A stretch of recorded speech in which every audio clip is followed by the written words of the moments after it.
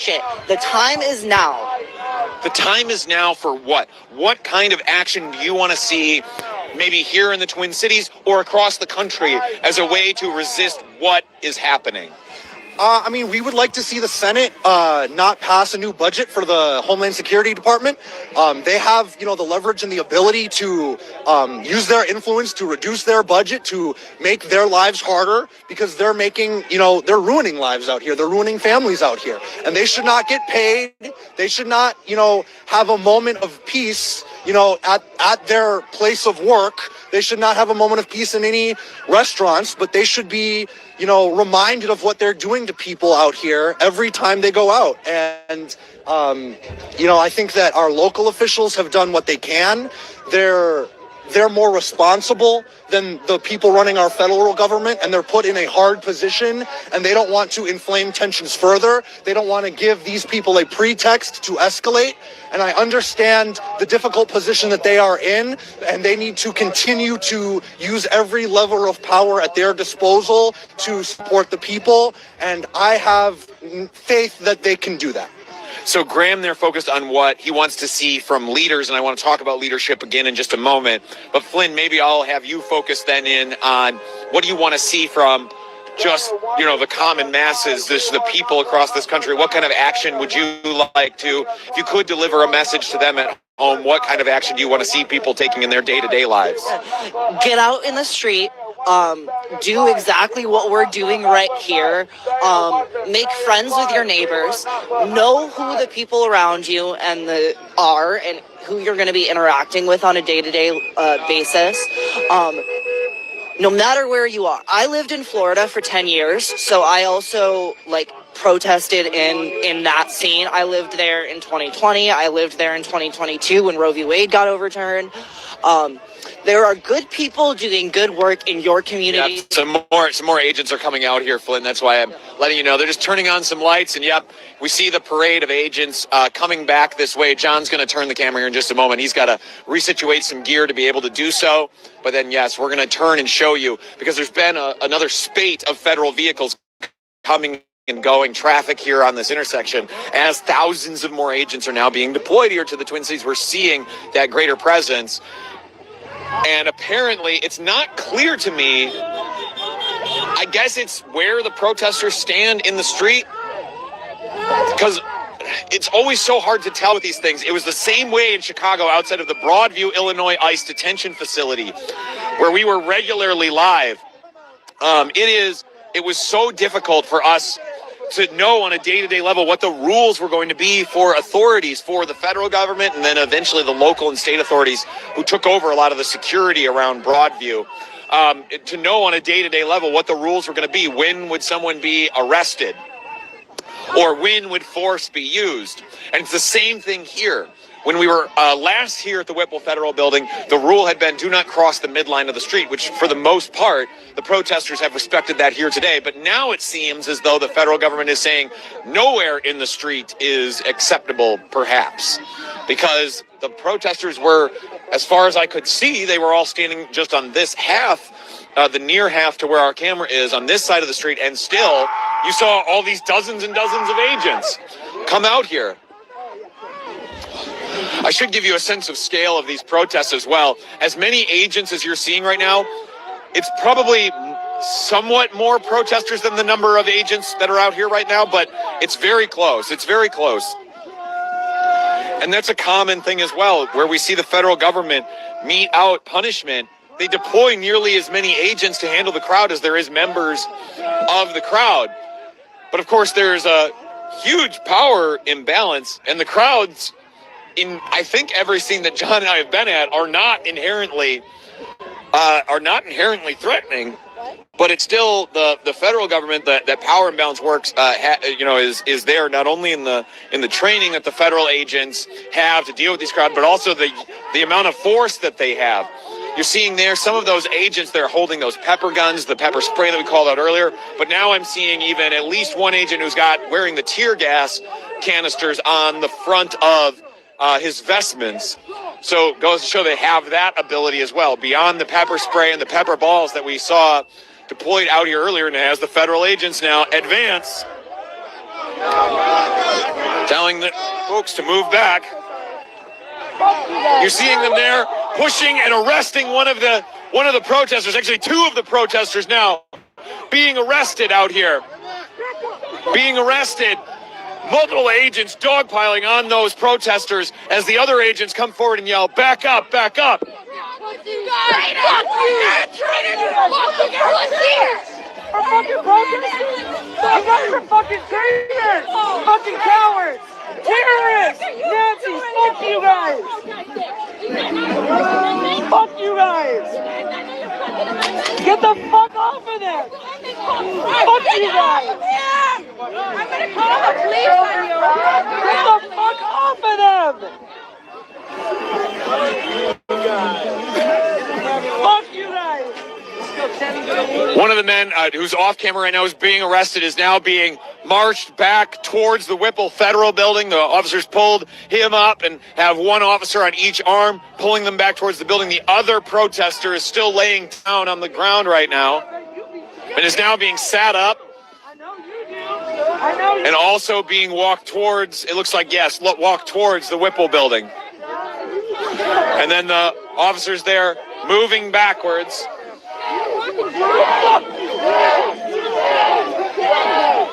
The protesters moving with them a little bit, though allowing a bit of a gulf to develop between the two sides as they yell, "Shame, shame." And I'll note that a lot of the heads that you're seeing out here in front of you in the camera on the protester side of the street are actually press.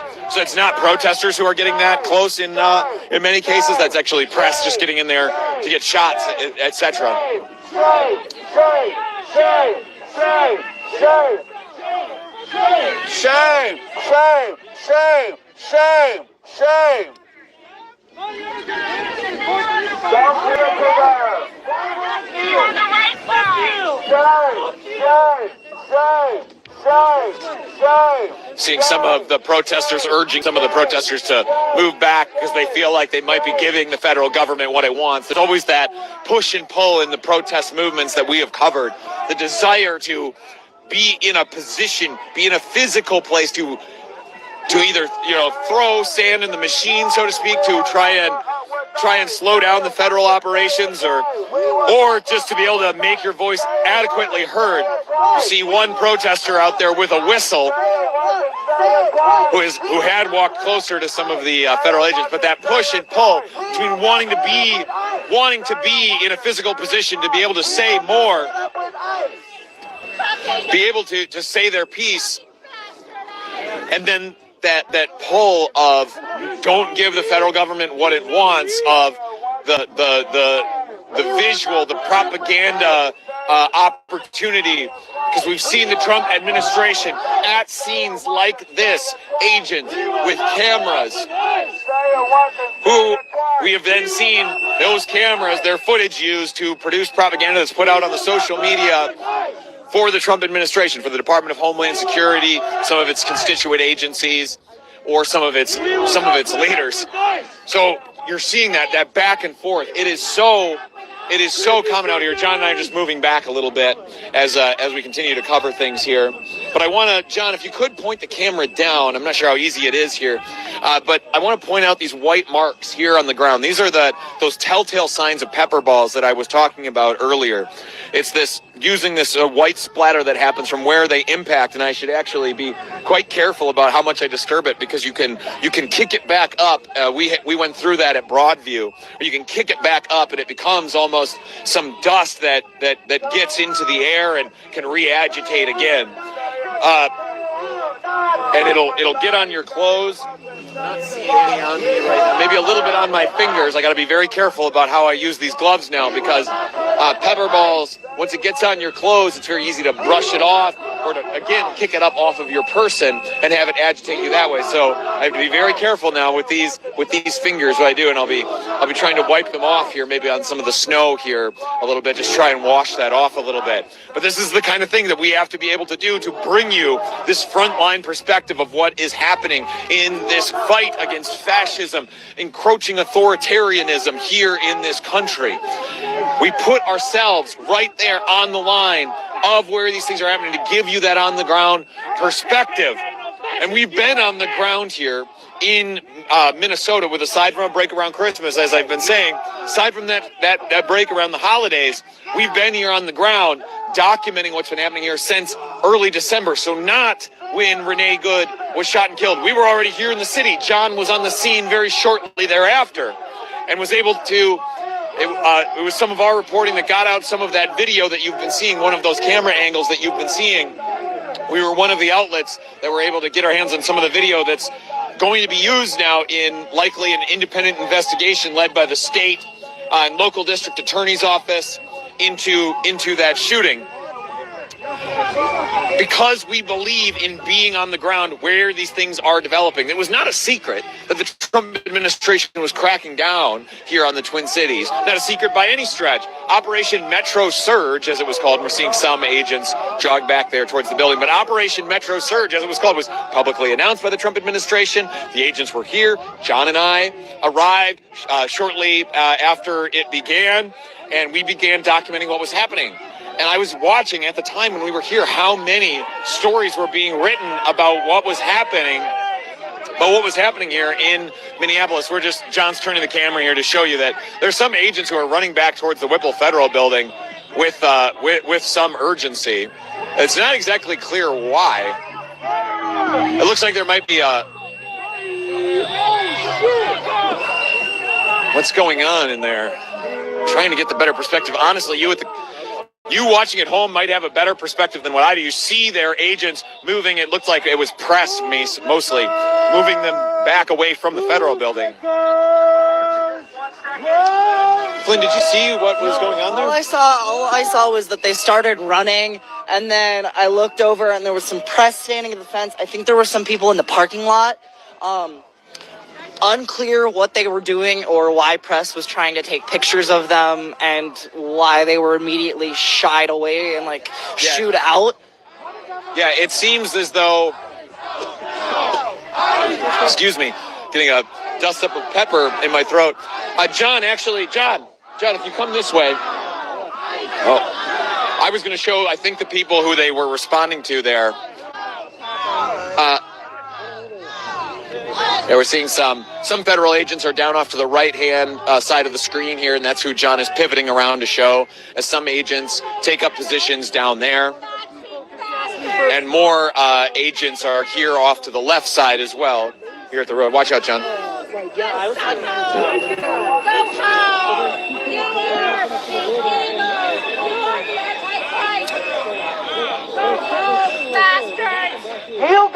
Yep, and you see some of those agents now coming back to take back up their positions that they had after they had gone running back into the parking lot.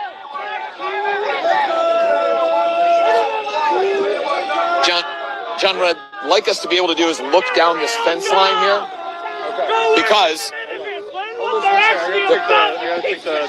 yep, we are just so you guys are aware of what's happening right now. We have some equipment on our camera that's essentially sunglasses for our camera to allow us to have a little bit of a better image when the sun is out, as it was today. But here, as the sun begins to set, just like wearing your sunglasses at night while you might look cool is not very practical. So we're just taking those sunglasses off of our camera here. Hold it for a second. 1 second. Yep, got it.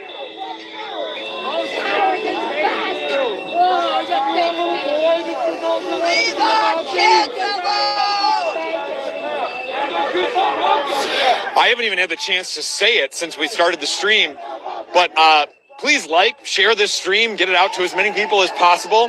I always like to make the point that on-the-ground journalism is not inherently rewarded by social media algorithms, and we need masses of people to send the message. We need you to send the message that what we're doing here is important and that more people should see the way that the Trump administration is responding to the true masses of people who are coming out to demonstrate against what they are doing. We need that signal to those algorithms to be able to get the word out and get our journalism out. So on behalf of us and on behalf of our partners at Midas Touch, who are also supporting us in this journalism, please share the streams, whichever. Oh, we're watching agents now come out after one protester who's running back into the safety of the crowd there as agents surge forward. And I'll note that this black SUV that you're seeing drive past was just driven by a woman who was not related at all to the federal government at all here. And she immediately, as soon as she saw those agents coming, stopped her car and put her hands up in a motion of surrender. And that's the kind of, the kind of fear that is embedded here in the people on the ground. That sense of, if Renee Good was shot, what's to say that it could not be me next? I know that I was driving around our vehicle today, near some Border Patrol agents as they were conducting operations in St. Paul earlier today. And I was being very, very conscious of how close our vehicle would get to the federal convoy for that same reason of just being afraid and wanting to, out of an abundance of caution, keep that space because we have seen the use of that force. You see some of the agents had come forward towards the crowd, now backing up a little bit. It seemed like, again, that hair trigger of force that we've seen from the Trump administration.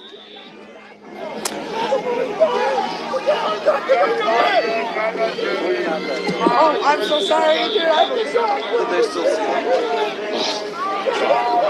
Officers walking back forward. So, about to arrest them. They decided not to. Just walking back forward, pointing her out like you see. So, John, if you can, just behind these agents, you'll see a guy with a red backpack. He's dressed in black with a red backpack, and another gentleman with a red or maroon sweatshirt on. Those two guys back there, that sprinting that we saw of agents back into the parking lot, it seemed to actually be to go and talk to those two guys who had, it seemed to me, they seemed rather bewildered when the agents ran up to them, that I think the agents assumed that they were protesters who were trying to gain access to the Whipple Federal Building. But I think there's a gap in the fencing down to the right, closer to the building, and I think those people were just coming up because there are a number of government offices that are housed inside that building, not necessarily coming here for federal immigration enforcement reasons, could have been for a whole host of reasons, but it just inadvertently walked up through that gap in the fencing looking to get to wherever they were trying to go, and then not realizing that they had walked up through the situation. I don't know that to be fact. I did see them make that walk, and those were the two people that the federal agents swarmed. So I'm kind of reading in between the lines here if it seemed like maybe a miscommunication, because the agents did not put those two under arrest. They just walked them back over to where they were standing there near the gatehouse to the roadway here at the federal building.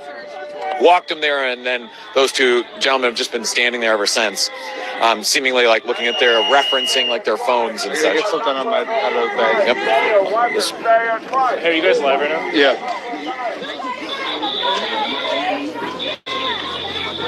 Strange behavior. Now, I noticed the uniform's a little different today.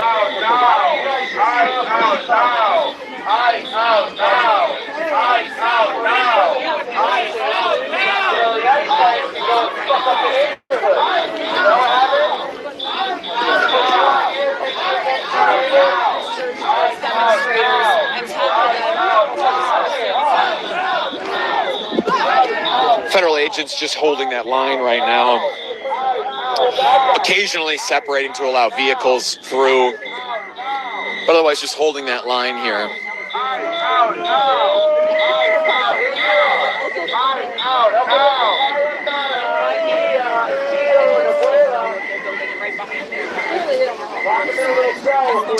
And we're just taking a moment here to make sure that we're looking after ourselves a little bit. We're breaking out the hand warmers because it is cold and there's a wind chill. And anybody who's from the Midwest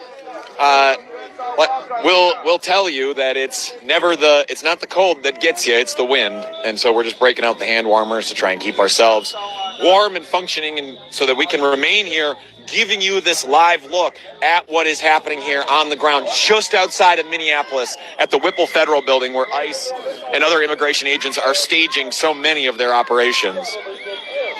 And if you value what we're doing here on the ground, if you see the inherent value of what we're doing, documenting on a day-to-day level for days at a time, weeks at a time, months at a time, what the Trump administration is doing in places like the Twin Cities, like here outside of the Whipple Federal Building, the force it is using on protesters who have come out to say that they do not want ICE and other immigration officers in their communities, If you value that on-the-ground perspective, please go to statuscoup.com/join. For as low as $5 a month, you go to sustain us, keep us here on the ground, keep us supported, keep us doing real journalism, the kind of thing that is so fleetingly rare. Earlier, I was telling you about how when we first arrived here on the ground in the Twin Cities, I was counting the number of national stories that I saw about Operation Metro Surge and the ICE ramp up that was happening here.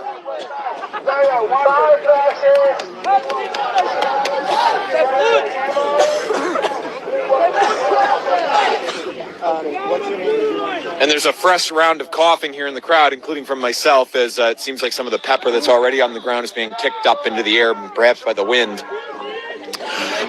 But I was counting those national stories in December. And I remember the Washington Post wrote one, and I probably saw some from a few other outlets, but it was really only a handful of stories.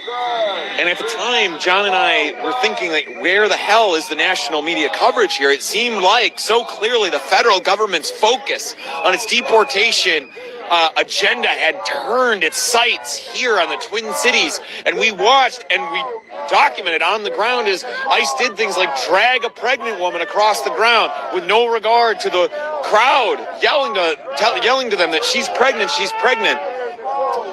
We documented as arrest after arrest happened here, the community's response and the groundswell of opposition, the ramp up in pressure, and the fears of people here on the ground. The fears of people here on the ground that something like what happened to Renee Nicole Good could happen in their communities. The warning signs were there. And the press was not until after the shooting happens. And that is too commonly the case. And that's why we value what we do of not only being on the ground, but being sustained on the ground for days, for weeks at a time. John and I both have families. We both have daughters that we would like to be able to see, but we know that this is so important that we spend days and weeks and months on the ground in these places because this work is so important. So if you want to help support us in that work, please go to statuscoup.com/join. $5 a month, 16 cents a day is all it takes to keep us sustained here on the ground. And I want to note something else here. I want to note that what we saw with Renee Good's killing was not some unforeseen event. The people here in the Twin Cities saw it coming. They were worried about the ramp up in pressure being applied to their communities by the Trump administration. They were worried about the effects that was going to have. But we were also worried. We were talking about it here at Status Coup way back when we were on the ground in Chicago. We saw that pattern of escalation from the Trump administration ramping up the pressures rather than trying to turn down the dials in these communities where people were feeling more and more anxious and more defensive every day. And the Trump administration was feeling more and more aggressive. Its agents acting more and more aggressive every day. We saw it coming. We talked about it on our live reports, on our live broadcasts, that eventually someone was going to be shot. It did happen in Chicago. One man was killed. And then a second woman in the Brighton Park neighborhood, Marimar Martinez, was shot 5 times, left her with 7 bullet holes by a Border Patrol agent. This actually happened. We saw it at the time. And in the case of Marimar Martinez, because it was a story, don't get me wrong, it was a story for a day, 2 days, before it faded out of the national spotlight. But it was not that bright red warning sign that it should have been. Because then it happens with Renee Good, a mother of 3. She is killed in her shooting. And now we are here today. It does not need to be this way.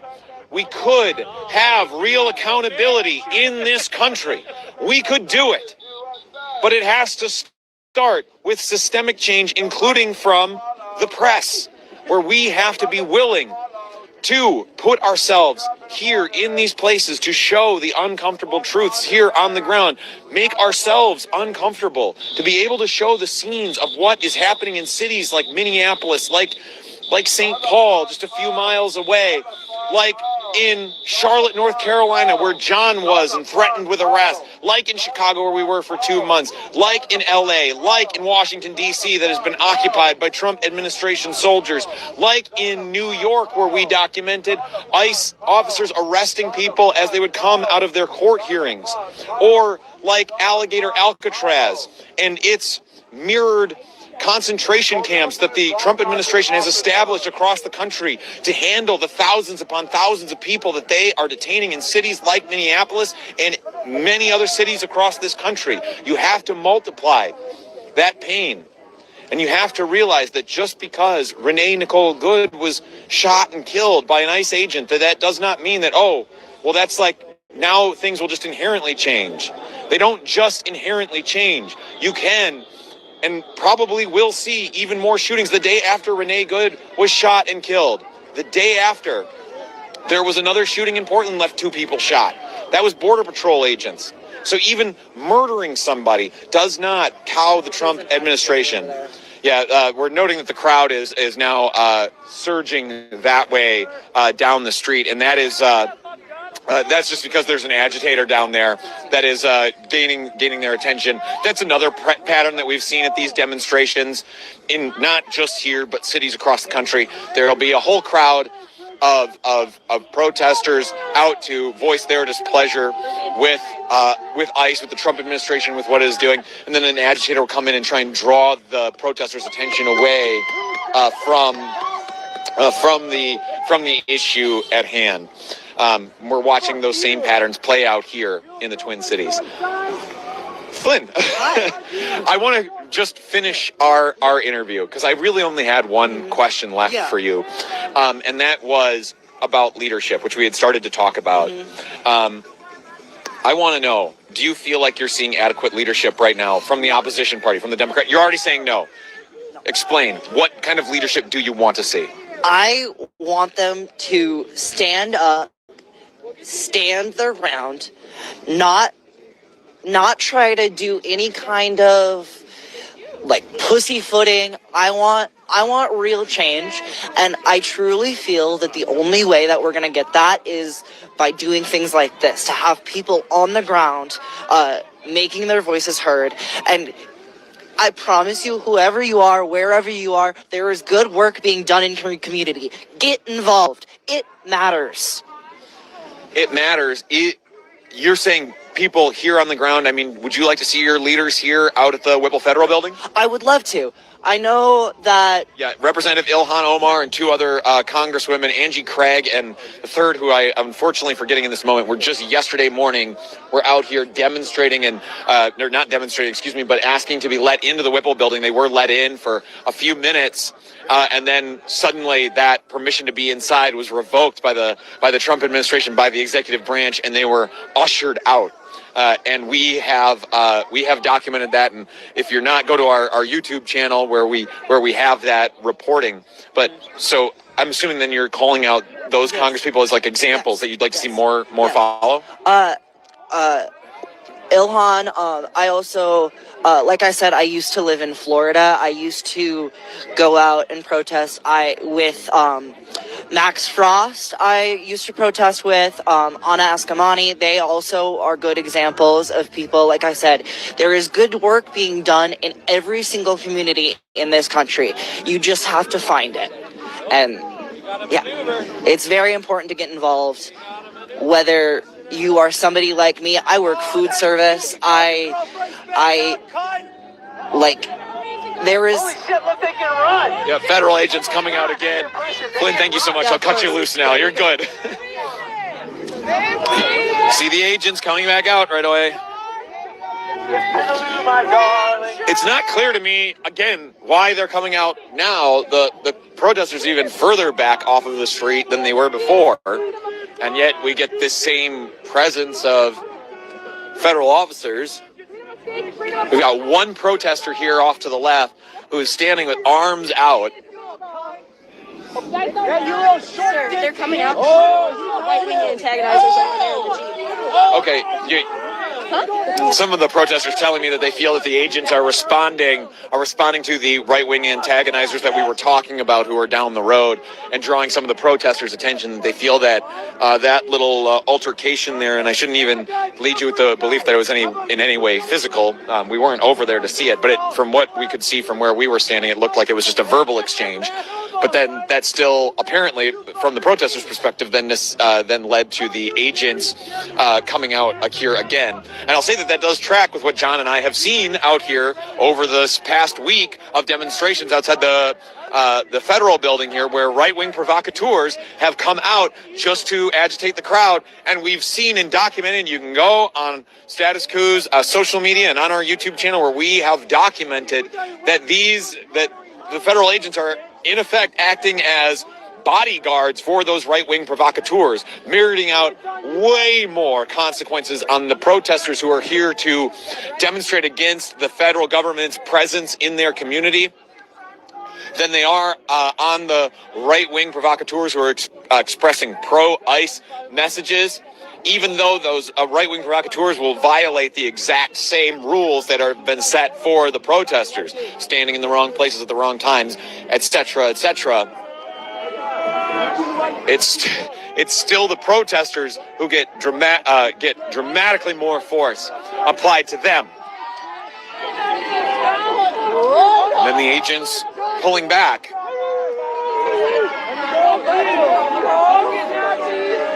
Get the fuck out! Kill yourself while you're at it, you piece of shit! Just go ahead! What you live for? There's no way to live!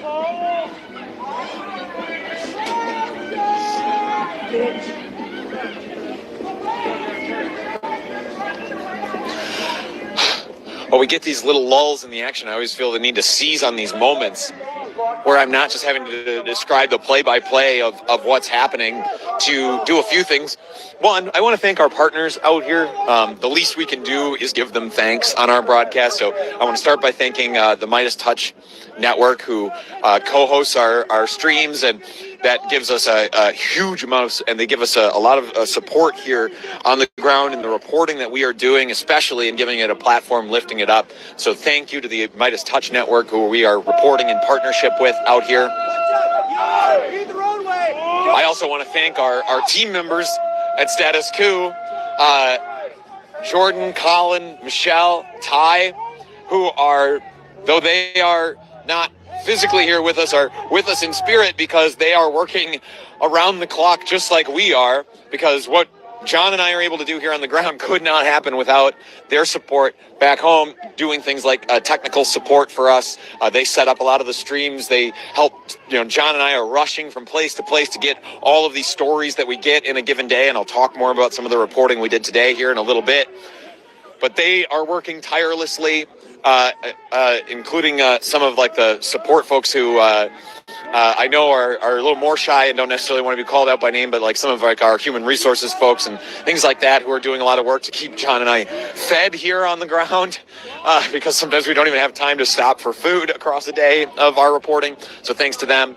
And then thank you to you for watching. If you're a member, if you're already a Status Quo member, thank you so much. It's your financial support that goes to afford John and I's accommodations so that we can sleep at night, have a place to sleep at night. You go to afford those occasional meals that we are able to have, unfortunately, too infrequently at times.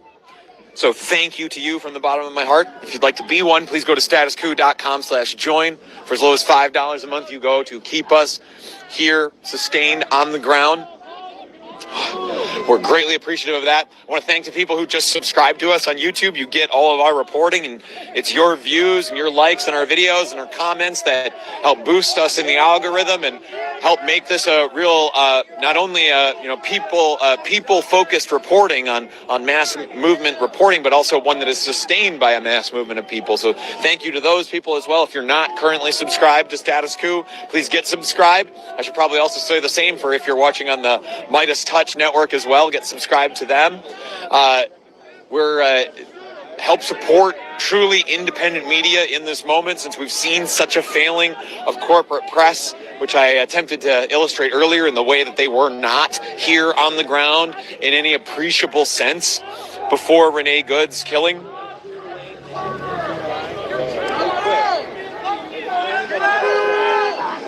Some of the officers right now yelling at some of the protesters to get out of the road.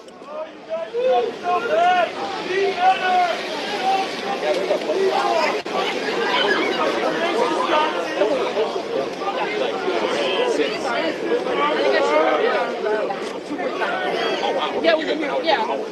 You know. What's that? They shot. Yeah, I mean, well, so a little bit. You guys mind if I interview you about what's happened before we got here? Yeah, you about it? I'm fine with it. Yeah. But I wanted to say it. Yeah, we saw that. We saw that here. Yes. Yeah. Well, we saw the tail end of it. But they told us they were trying to that they will use pepper spray, arrest us, or use any physical force necessary. Let's use at any force. So, and then one of them just started shot. I have it on. Oh yeah. Yeah. I like they shot it. Actions on they shot it. Yeah. I have it on. My friend is on many actions. You need a shot. I would love to get this. Yeah, John, I'm gonna get some like really good video right now. Thank you. Can you just take that video, please? Is that why you're doing all this? Is that Trump? How fucked up is it? I bet you like to fuck kids too, you fucking bitches.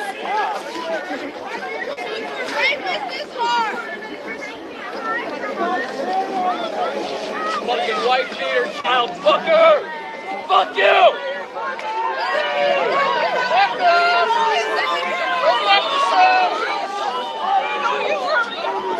All right, so the agents are leaving now, going back into the parking lot.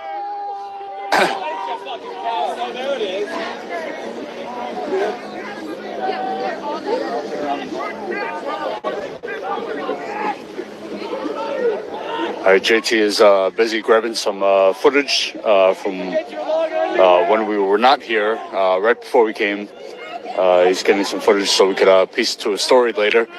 So make sure you are subscribed so you get that notification for when we post videos and go live. That's right, go back inside, you fucking bitch. Hey guys, we got a car coming out. At what temperature did your pepper spray stop working? Fuck you!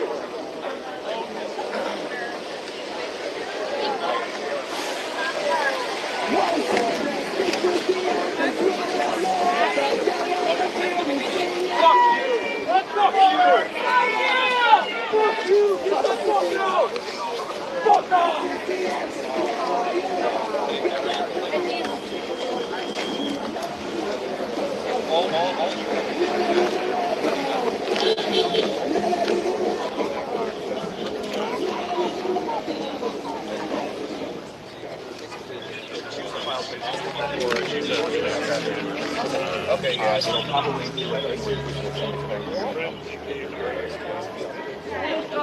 Whoa, fucking stop! Okay. Fuck you! Nobody fucking likes you. Your fucking wife's nature too. Fuck you.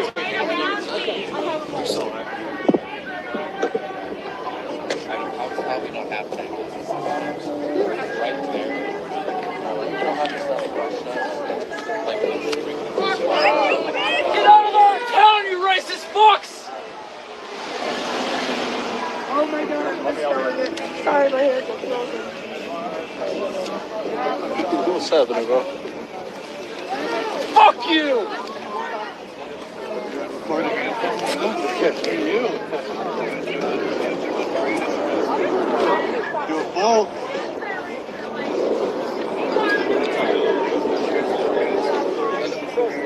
Yeah, we got Mercado here, Mercado Media, and we got Ford Fisher, News to Share. The boys are in town. We're streaming each other. It's a Spider-Man meme.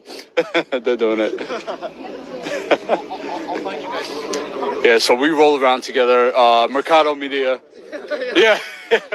Mercado Media's based here in Minneapolis. He's been helping us out a lot, taking us around, showing us Minneapolis.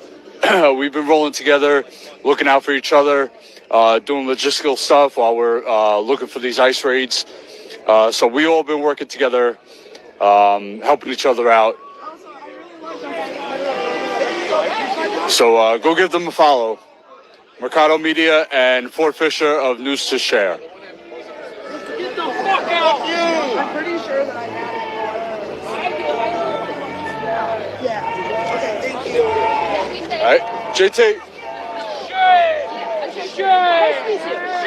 It's okay, you don't have to take them off. Thank you, John. This is my cameraman, John. Nice to meet you. All right. Nice to meet you. I am standing here with Bella as I get my glove back on here. All right, Bella, first question, just to get you started talking, is always the easiest. Can you spell your name for me? Bella. Lovely. Thank you very much, Bella. So how long have you been out here at the Whipple building? We'll start with just today. Yeah, so I've been here since 2:45, so was that about 3 hours-ish? Yeah, coming up on it. Yeah. So you've been out here for that long. What have you seen across this day? How have the agents been conducting themselves? It's kind of, they run in and then they run out. At one point they shot pepper bullets at us. They're not just aiming at the ground. I got hit in the arm by it. There's a mark. So they're clearly not aiming at the ground. They kind of surge at us, I feel like, to escalate and then run back, I guess. I don't know. You're already kind of getting at my next question, which is like, is there any rhyme or reason that you've seen to like what prompts them to run out? Yeah, I've noticed it's happened a couple times where people are getting a little too close. There was one situation over there where they started booking it because someone was taking pictures. I don't know what that was about. The last time they came out, there were some right-wing like antagonists sitting in a Jeep over there, and protesters were starting to crowd around. So they were coming back to, I don't know, I guess, diffuse the situation. I don't know. And when you say you feel like they're here to antagonize, what is that antagonizing? Well, like somebody who's been standing here, because we're trying to talk to people through the camera. Yeah. Describe for people who couldn't be here. What does that antagonism feel like? What does it look like? Well, it's like they don't need to be out here, and that's very clearly shown by them coming up and then running away. There's no physical danger to anyone in the building. Protesters are not surging up to get into the parking lot or anything. They're just standing here. We've been able to like self-regulate and back up, allow cars to pass, but they've been yelling about that too. But it's just a lot of unnecessary issue. Like, I don't know, like they don't need to be up here. They don't need to be up here. They keep running up here, and them not being up here just proves that there's no reason for them to surge towards us. They've come all the way up to the crossing line right here, and we're allowed by the police to be back here. So it's like that was just not necessary. Do they draw any, when we were out here the other day for a while, they were saying don't cross, the yellow line in the middle of the road. Are they clearly expressing to you like where you can stand anytime? Not that I've heard from them. The police officers have asked us to stay back here, kind of around this line area, crossing line. But the ICE has not specifically given us any super specific, like where you can cross and where you can't cross. You're out here in the Minnesota cold, enduring being shot with a pepper ball, enduring the use of pepper spray. We heard about tear gas being used before we got here. But you're enduring all of that for what purpose? To deliver what message? I mean, just to tell ICE to get the fuck out of Minneapolis. Like, it's not... we all know why they're here, but the tactics that they're employing are too aggressive. It's just they're breaking so many laws.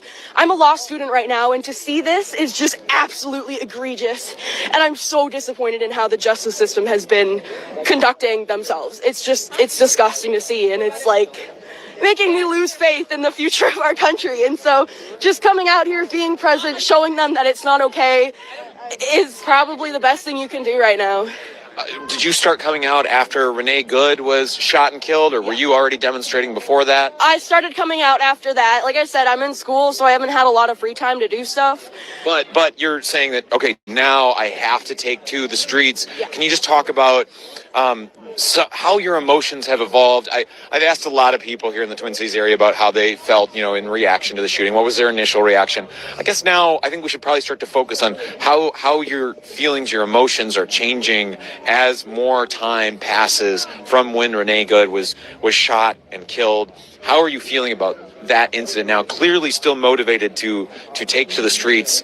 What are the feelings in your heart right now? Is it grief? Is it anger? What are you feeling? I think it's a lot of anger, and like I said earlier, it's a lot of disgust for the justice system.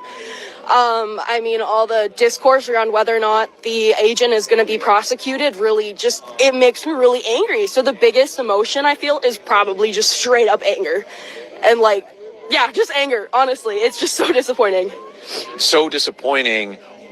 What kind of change are you trying to effect here? Obviously, you're saying, you want them out of the Twin Cities area. Is there anything else that you want to see as consequence for not only Renee Good's killing, but all of the uses of force that you've seen employed here on your friends, neighbors, not only here at these protests, but in the actual abductions happening in neighborhoods all around the Twin Cities?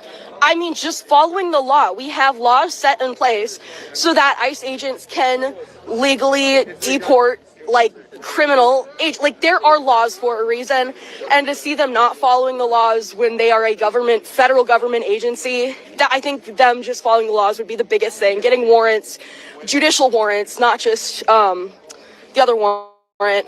I think that's the biggest thing, just following the law, straight up. They're not even stopping at the stop signs over here. They're just plowing right through. It's insane.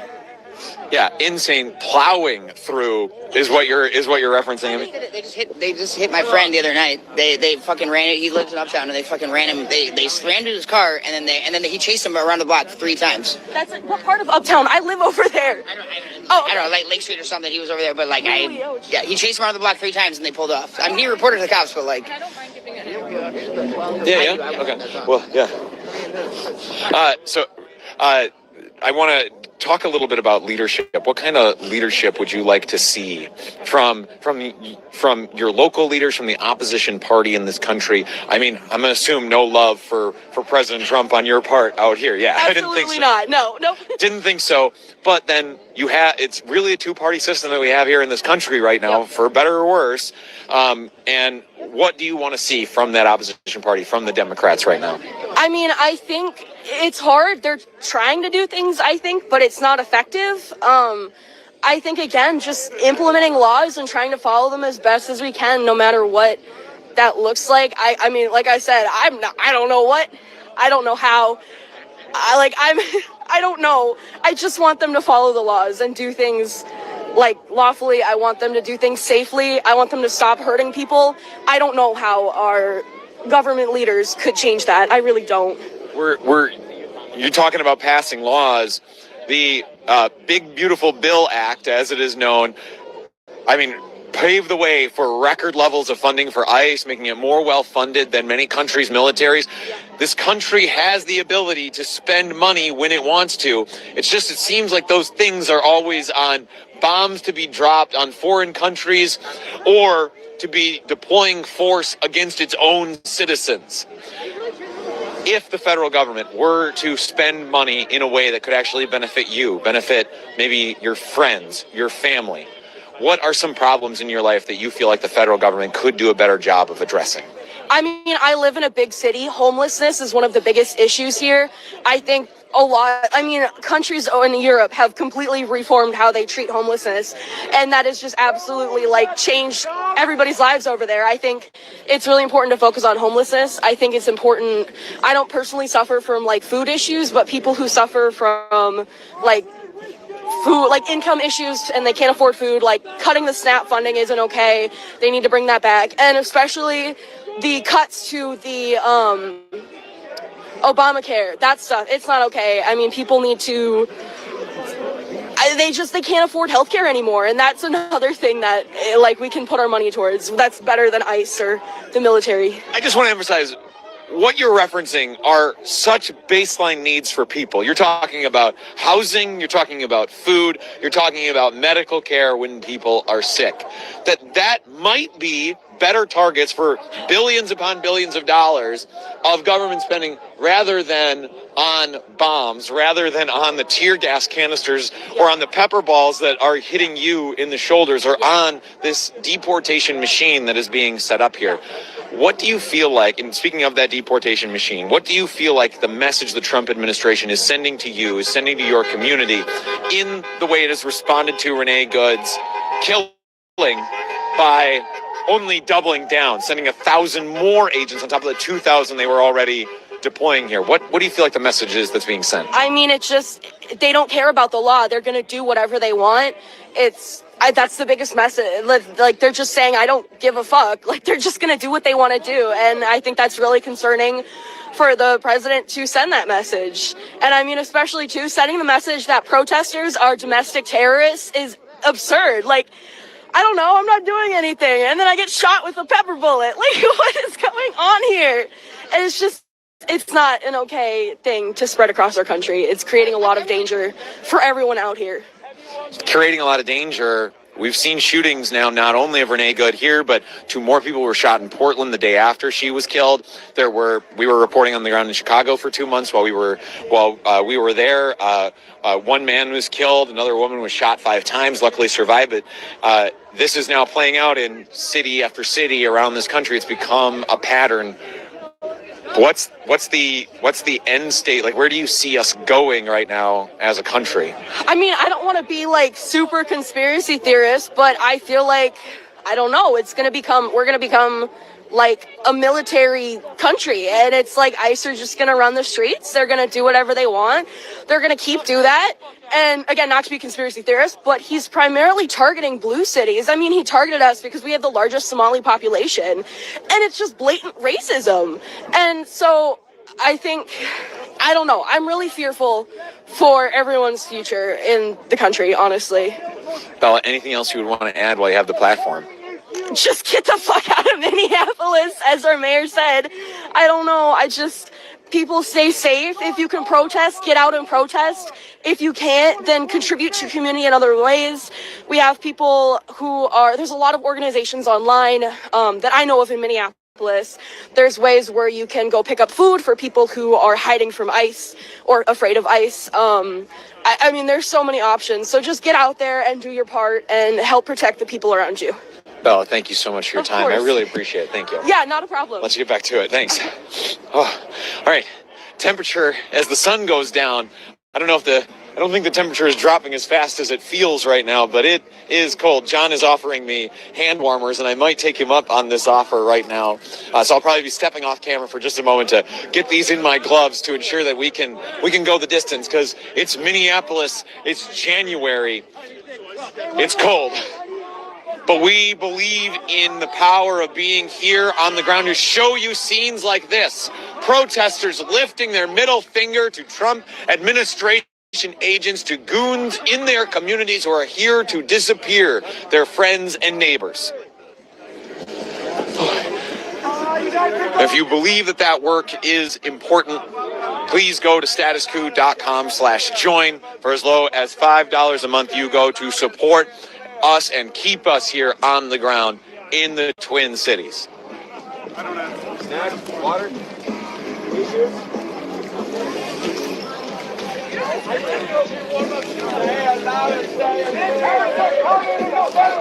And give me just a moment here off mic so that I can get my hand warmers in my gloves and activated here, folks. And I'll be right back.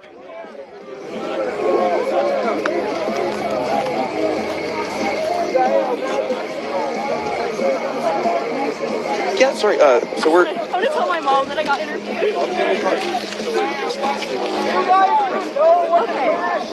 Our biggest platform is YouTube. We have 600,000 subscribers there. No way. Yeah. Go ahead and look us up. Thank you so much. Thank you for your time. Of course.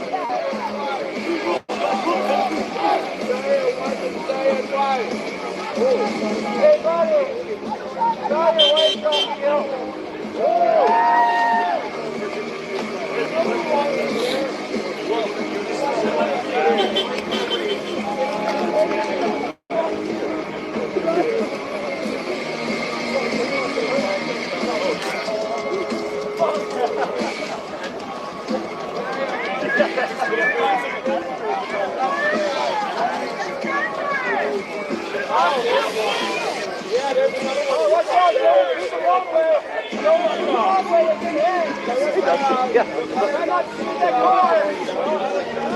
How long are we down here? Oh God, we probably got here around 3:30. Yeah. Enough to see him pepper ball and pepper spray everybody once, though we heard tear gas earlier.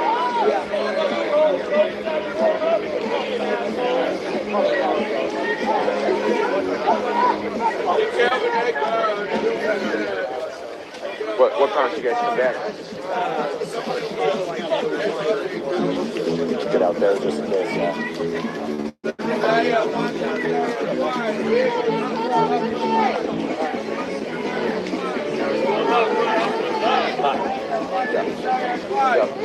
Well, welcome to the party.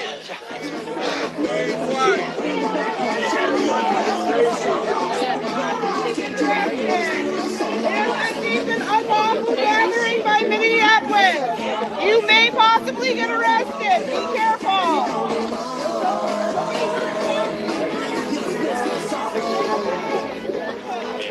What else did they do?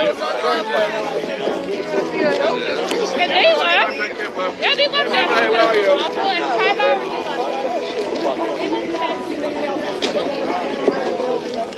Civil disobedience is the right of every single American. It's our patriotic duty. We will not leave.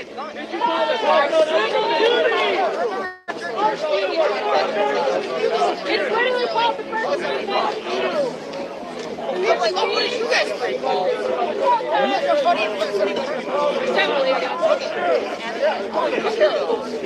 Yeah, I'm like,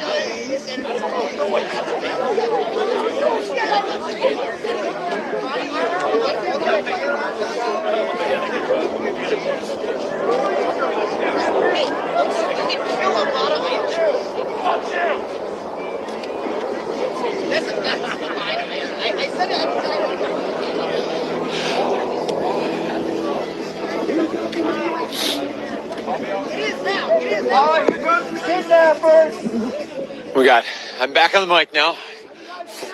Hand warmers in as we see two more federal vehicles drive past and drive into the Whipple building, which again, some of these protesters growing a little bit bolder, going a little bit further out into the street. I'll note that the agents right now, aside from a Lady in the blue pants with blue shoes, do not interfere with the vehicles coming or going, or you will be arrested. You have been identified. This is your first notice.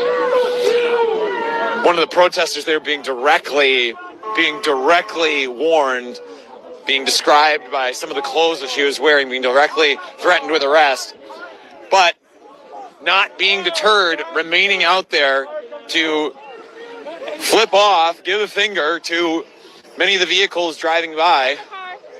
Do you mind if I interview you? You just got... Are you going to interview my best friend? Yeah.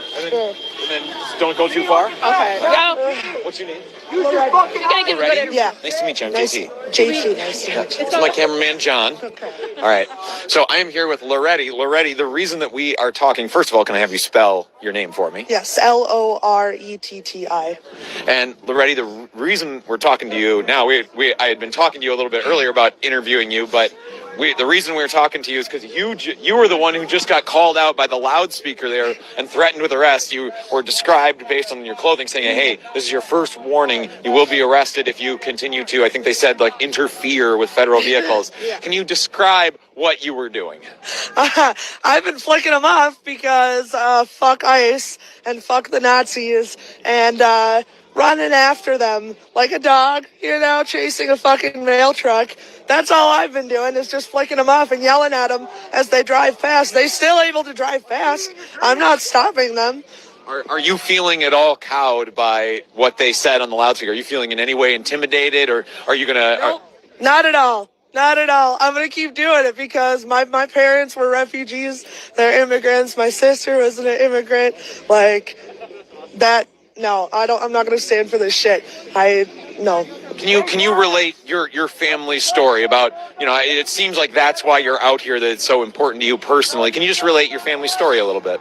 Yeah, my parents and my older sister were refugees from Romania when it was the communism with Ceausescu. They escaped the country. They came here. My mom is a naturalized citizen. She lived here for almost 40 years. And with everything going on, she's having panic attacks. She's scared to leave the house. She's scared to come to protests. She's 68 years old, and she stays at home, and she looks at the news, and she cries. And she's like, this isn't what I came here for. I came here for freedom. I came here to be safe. And now the exact same thing that happened in Romania, I can see it happening now in America. This is how fascism starts. This is how a dictatorship starts.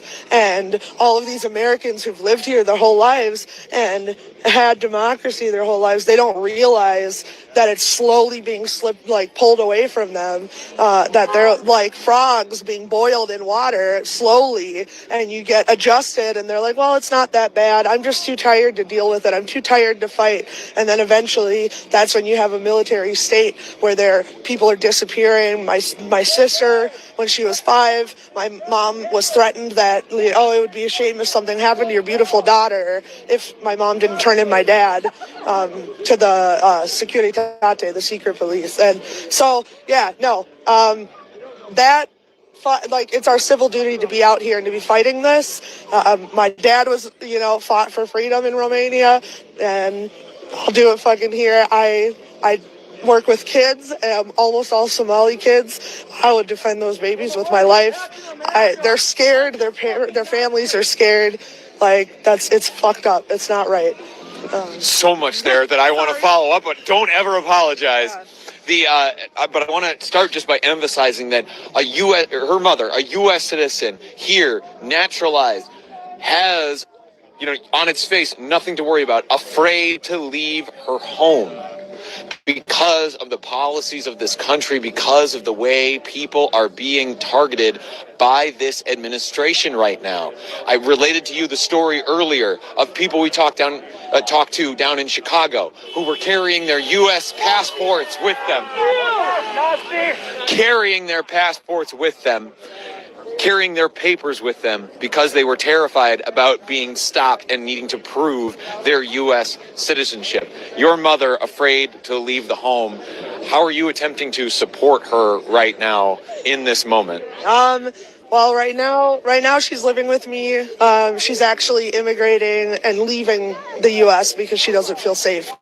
So she's not going back to Romania. She's going to Portugal. But she had to come back here in order to apply, get some paperwork finished. And she's, just been having panic attacks. I've been trying to comfort her. I don't tell her when I'm coming to these things because she worries about me. She's scared. She asks me not to go because she's afraid that something's going to happen to me. And I have a daughter, and so, it's scary. But, again, it's our civil duty, and this is what we should be doing, especially as white people, especially as citizens. We need to be out there fighting because we're the least at risk, and even people who are immigrants are still out here fighting. People who could be deported, could be arrested and detained by ICE, they're out here fighting. The least we can do as white people, as citizens, natural-born citizens, is to also be out here with them and fighting. Your mother being pushed to the point of leaving the country because she is so scared. You haven't mentioned any plans for yourself to leave the country, but so far, choosing to stay to fight for a better future, why is that the choice that you made rather than leave? I'm too poor to leave. I'm very poor. And in our current world, late stage capitalist nation, they keep us down. And so, it's a luxury to be able to leave the country when you're afraid, and be able to live somewhere else that's safer. And for my daughter's sake, she wants to stay here. She's old enough to understand what's going on and to see what's going on. And she's like, I don't want to leave. I don't want to move to Portugal. I want to stay in America. This is where my friends are. This is my home. And this is where my friends are as well. And so I'm going to fight for her to have a good, hopefully a better future, and a future where her and her friends are safe, and everyone, all these kids, the kids that I work with, and no matter where they come from, that they can be safe and get, an education and be safe. Hopefully free healthcare. Hopefully. I want to talk about, the kids that you work with, the fact that you are a mother, you have a daughter, you say, who is old enough to understand what is happening, 13. I don't know how old the kids are that you work with, if it's K through 12. K through 12. So also many of them going to be old enough to understand what is happening. I hear them talking about it. You hear them talking about it. How do you hear them talking about what is happening in their city right now? So I work in Eden Prairie schools. Gosh, I guess maybe don't dox me. But and there's a very large Somali population there, and lots and lots of immigrants. And most of the kids on my school bus are Somali, and I hear them saying like, "Oh, my mom said don't open the apartment door if somebody comes to the door. Like, don't let the police in. Don't let people into the house." I heard just a few weeks ago, before winter break, I heard some, sorry. Yeah. There are people yelling around us right now, I know this from doing this many times myself. It makes you lose your train of thought. Yeah, I sympathize. Yeah, and I can hear, like, when I drive my high schoolers, I do like a lead activity route, they'll be sharing videos of like the ICE brutality and ICE abductions, and talking about where they were last seen, or hey, we can't, like, don't go to the Walmart because they were there today. Like, so I hear them talking about how to stay safe and talking about what's going on. So the little kids, they don't know as much. All they know is what their parents tell them, which is don't open the door for people. My boss has told us, as like bus drivers, has made announcements saying, don't let anybody on the school buses. If it seems unsafe to let the kids, don't let them off the bus. Bring them back to school. We'll keep them safe. Don't release them to the federal agents aren't allowed to be on the bus. So, we've been working really, really hard as a community trying to keep these kids safe. As hard as it can feel, given I feel like every day almost these days feels like a year, but we're still less than a year into the Trump administration. 3 more years. You think about your daughter and those kids that you work with, what sort of at the end of this term that he has to serve, what kind of country do you feel like they are being left? I'm going to be honest, it's really hard to think past just the next day. It's really hard to think about. Mostly it's just trying to get through every week, and I know that that's part of the tactics of those in power who are trying to keep us down, is keep us exhausted, keep us from thinking about the future. But it's honestly, that's really, I've just been able to put one foot in front of the other, and just try to get through day by day. So that's, I don't know. I'm like scared to think about 3 more years with Trump in power. It's terrifying. And I think I think everybody watching at home would certainly understand, at least hopefully be able to empathize with the idea of, taking it one day at a time. What are you doing? I mean, you're out here, like you're not you're putting your body on the line. You're being threatened with arrest. What are you doing to keep yourself safe, to keep yourself sane in these moments? Something that really helps is mocking the ICE agents. That's really cathartic, and it's kind of nice to get some of that like pent up anger, that like impotent rage that you can sometimes feel, where it's like I feel like nothing's changing. I feel like nothing's getting better. It's good to kind of get it out and yell it out and make fun of them a little bit, and also just like creating a found family, and of people that are like-minded and have that empathy and that compassion and that love and care for everyone, and making sure to spend time with them and to not shy away from these difficult conversations and not shy away from the reality of what's going on. It's really easy to like bury your head in the sand and try to not think about it, because it's really easy to get really depressed.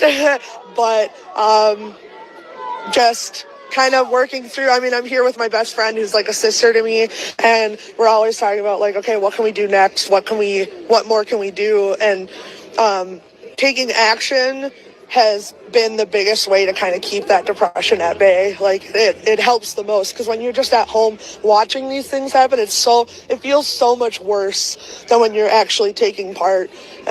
So yeah, I don't even know if I answered the question. I have ADHD. So You did, and then some. You're great. My last prepared question for you, and then I'll let you get back to your protest. Cars, yeah. If you could talk to an ICE agent face to face, what message would you deliver? I guess my sorry. If I was trying to go like the serious route and not just make fun of them, is just be like, you have the opportunity to make the right choice and be on the right side of history, because things like the Holocaust and slavery and the civil rights movement, wars, unjust genocides, things like that, they start slow, and it's so easy to get twisted into hatred and twisted into fear, and letting that take control of you and make you think that you're doing something good when really you're harming people. And all I would say is just like make better choices. Look deep in your heart and think like, are you really helping people or are you harming them? And I mean, I think it's pretty fucking obvious that you're harming them, because if you're dragging people away, you're a fucking terrorist. So Thank you so much. I really appreciate it. Is there anything else you would want to add? Oh, God, I've already talked so much. You really have. Yeah. So, no, so I should shut up. Thank you very much for your time. I appreciate it. Thank you so much. Yeah. So, I have your business card. I can send you more video footage and stuff. Were you able to send me anything? I sent one, just so that it's like in the process, and then after all this is done, then when things are send the rest, and hopefully. Thank you very much. Yeah, thank you. Oh, Heather, you ready to? Hi. Hi, Heather. Oh, a dog. It's your turn. Hi. I am here with Heather. Heather, just to get you started talking, and if you could take about a half step towards me, please. Just to get you started talking, could you say and spell your name for me, please? My name is Heather, Heather. And how long, I want to start like kind of bigger picture. How long have you been out here? And when I say here, I just mean more generally, like out in the streets demonstrating against the Trump administration, its immigration agenda. What started it? Well, first of all, when we saw it, like, okay, so a couple days before, like, they came here, me and my friend noticed, the one you just interviewed, we noticed that there was a lot of southern trucks, like people from the South, and we were like, that's kind of weird. And then the Chanhassen thing happened, and that's when we started protesting. We went there to... And just to inform viewers at home, you're talking about Chanhassen. That was the scene where a couple of people were being, literally frozen out by ICE agents in the cold. Yeah, brothers being in the cold. It was sub-zero temperatures. John Farina, my cameraman, ended up having to go to the hospital because his hands were so cold, and he's still recovering from that. But ICE agents keeping these people out in sub-zero temperatures, literally freezing them out. I'm not sure if you knew, too, when they gave them the blankets, that's actually when ICE left. As soon as they got the blankets, ICE left. So, yes, we watched them. So seeing that scene is what prompts you to get out and start protesting? No, just knowing that people were trapped up there. They were working. They were doing nothing but working hard for their family. And they were trapped up there. And it was like negative 20 degrees weather. And so we brought blankets and stuff and hand warmers. They wouldn't let us give any blankets. Lots of people brought blankets, hand warmers. Don't let them do it. So it's not new. Like, dealing with them, it's not new. And when she's saying it's not new, it's going to what I have been saying, that this story does not begin with Renee Good's killing. Can I say something? Yeah. So my grandparents are Holocaust survivors, and they're alive. And the stories they told me are very, very similar to what's happening right now. First, it started with propaganda. It started with it didn't start with the Jews. It started with LGBTQ, disabled. They said, hey, we need these streets are a little dirty. We don't have jobs. Let's arrest these people and put them in ghettos, which were little like secluded districts. That's what started. It was just propaganda and just arresting people for taking jobs. It's literally the same thing that's happening. And I understand it's scary, but you can't keep on sticking your head in the sand. Like, we need to protect these people. These people who are vulnerable are out here protesting. When people like me, I'm a white woman. I'm safer. We can help protect the people who are vulnerable. And I want to see more people like that out here.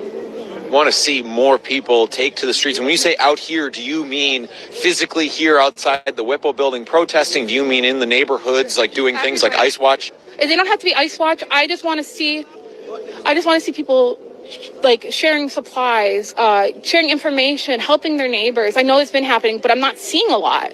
A lot of people will be like, they'll criticize the protest, but they stay at home. And it's like, if you want something different, you got to go do it yourself. You can't sit at home and just criticize the people out here protesting. So what are your grandparents, who, as you say, survived the Holocaust, what, if anything, are they telling you about this moment? Are they drawing those parallels to their experience? They said they didn't think they would experience the second Holocaust in their life. They said it's exactly the same. They said it's giving them chills. I think it took like a few years before they started arresting the Jews. Same thing. It's like, they're not going to start just arresting people right away. And the thing is, that poem, I think it goes, first they arrested the Hispanics, then I didn't, what is it? First they arrested the Hispanics. I didn't say anything. And then eventually when they come for me, nobody was left for me. And that's exactly what's happening, I feel like. And you want to be sure that you're part of this movement that's standing up now. I don't care if I get any recognition. I don't care if that's why I haven't been posting any pictures. I send them to people like reporters. I don't need popularity. I don't need to be acknowledged. I just want to make sure these people are safe. Like when we were at Minneapolis, we made sure when we see kids talking to police, we'd walk them away, or we'd buddy with people to make sure they're safe. I don't care if anyone knows if I'm here. I just want to make sure other people are safe. That's all. And just to underscore what Heather is saying there, it's you might be saying like, oh, but she's doing this interview now. I want to point out that I had to repeatedly ask Heather to talk to me because we were talking off camera, and she was comfortable with that. I had to repeatedly ask you to come on camera before you would. Not to say I pressured you, but you did eventually come back up to me and say, "Okay, I'm ready to talk now." I wasn't even going to do an interview because I wanted to stay behind the scenes because, also you see all the hate people are getting just for speaking up. They may not even be, all the hate Renee's getting. There's so many memes and hateful rhetoric out there. I've been seeing also lately there's rhetoric that we're being paid. Right now, that people are saying we're being paid right now to protest this. Are you being paid? I wish. Can I be paid? Hello? No, I wouldn't want to be paid. I donate it all, bro. Yeah, not paid protesters. I have been at so many of these demonstrations. How many times do you have to debunk that same fucking talking point? My God. Yeah. But focusing back here on the issue at hand, for people who are not living in the Twin Cities right now, who are across the country, and maybe their community has not yet been one of these cities that has been targeted by ICE, by other immigration agents. What is it like to live in the Twin Cities area right now? It's scary. So I'm from Detroit, actually, and so I'm used to violence. I'm used to seeing all this stuff. Stay out of the road. And Second warning. so I've seen violence. I've seen crime. I've heard shooting outside my house constantly. It's very common. That didn't scare me like this scares me because these people. I just seen a clip today. There was a guy filming and they shoved him in the middle of the street in front of a bus. They don't care about the protest. Here, they shot a few people with the pepper spray. They chased after people. The people they arrested, they shoved them to the ground. There was 5 people just shoving them to the ground. They don't care about people. When you hear your friend there just over the bullhorn again being called out, identified not by name, but being identified by the clothing she's wearing, saying you will be identified and arrested, does that intimidate you at all? Does that make you slow down? No. What are they going to do? It's just pathetic men that took a job to hunt humans. Guys, why would I be scared of that? They want us to be afraid. That is the whole point, you guys. I know it is scary, but they're counting on that silence. They're counting on that fear to push us back. Because when we did Minneapolis, the protest, they told us, they scared us. There was 4 different police or whatever. They scared us. but they left. They eventually left. They eventually gave up. That's the thing. We can't show them fear because that's what they want. And that's what they did in the Holocaust. My grandparents, regrettably, they showed fear. They didn't talk. A lot of people, and there wasn't as much media as there is nowadays. They showed fear, and that's how the Holocaust happened, because people buried their hand in the sand until it was too late. Heather, I want to end just by focusing on the many problems that this country is facing. Yeah, sorry, I forgot. Aside from, no, you're doing fine. The many problems this country is facing aside from ICE, because of billions and billions of dollars have now been funneled into ICE, leaving it more well-funded than many countries' militaries.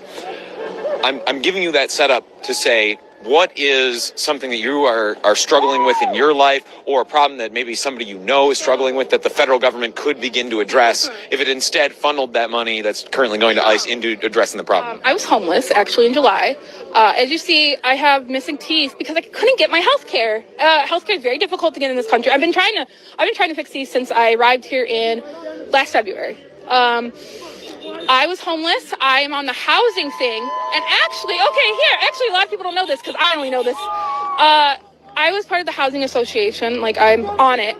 And I was told that the fraud in the housing is actually from the higher ups. They were taking the money from the people who were supposed to get the, I was the last person. You get $5,000 to furnish your home. And instead of giving those to the people, they were keeping them for themselves. I was told by one of the people up there, they were keeping all the money.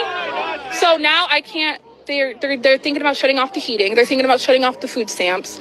And that's, like I said, I was homeless. Like, I came from a terrible situation. And yet, because of this, I'm struggling because of this. And then don't even think about, like, the daycares. How are they doing? Like, you know what I mean?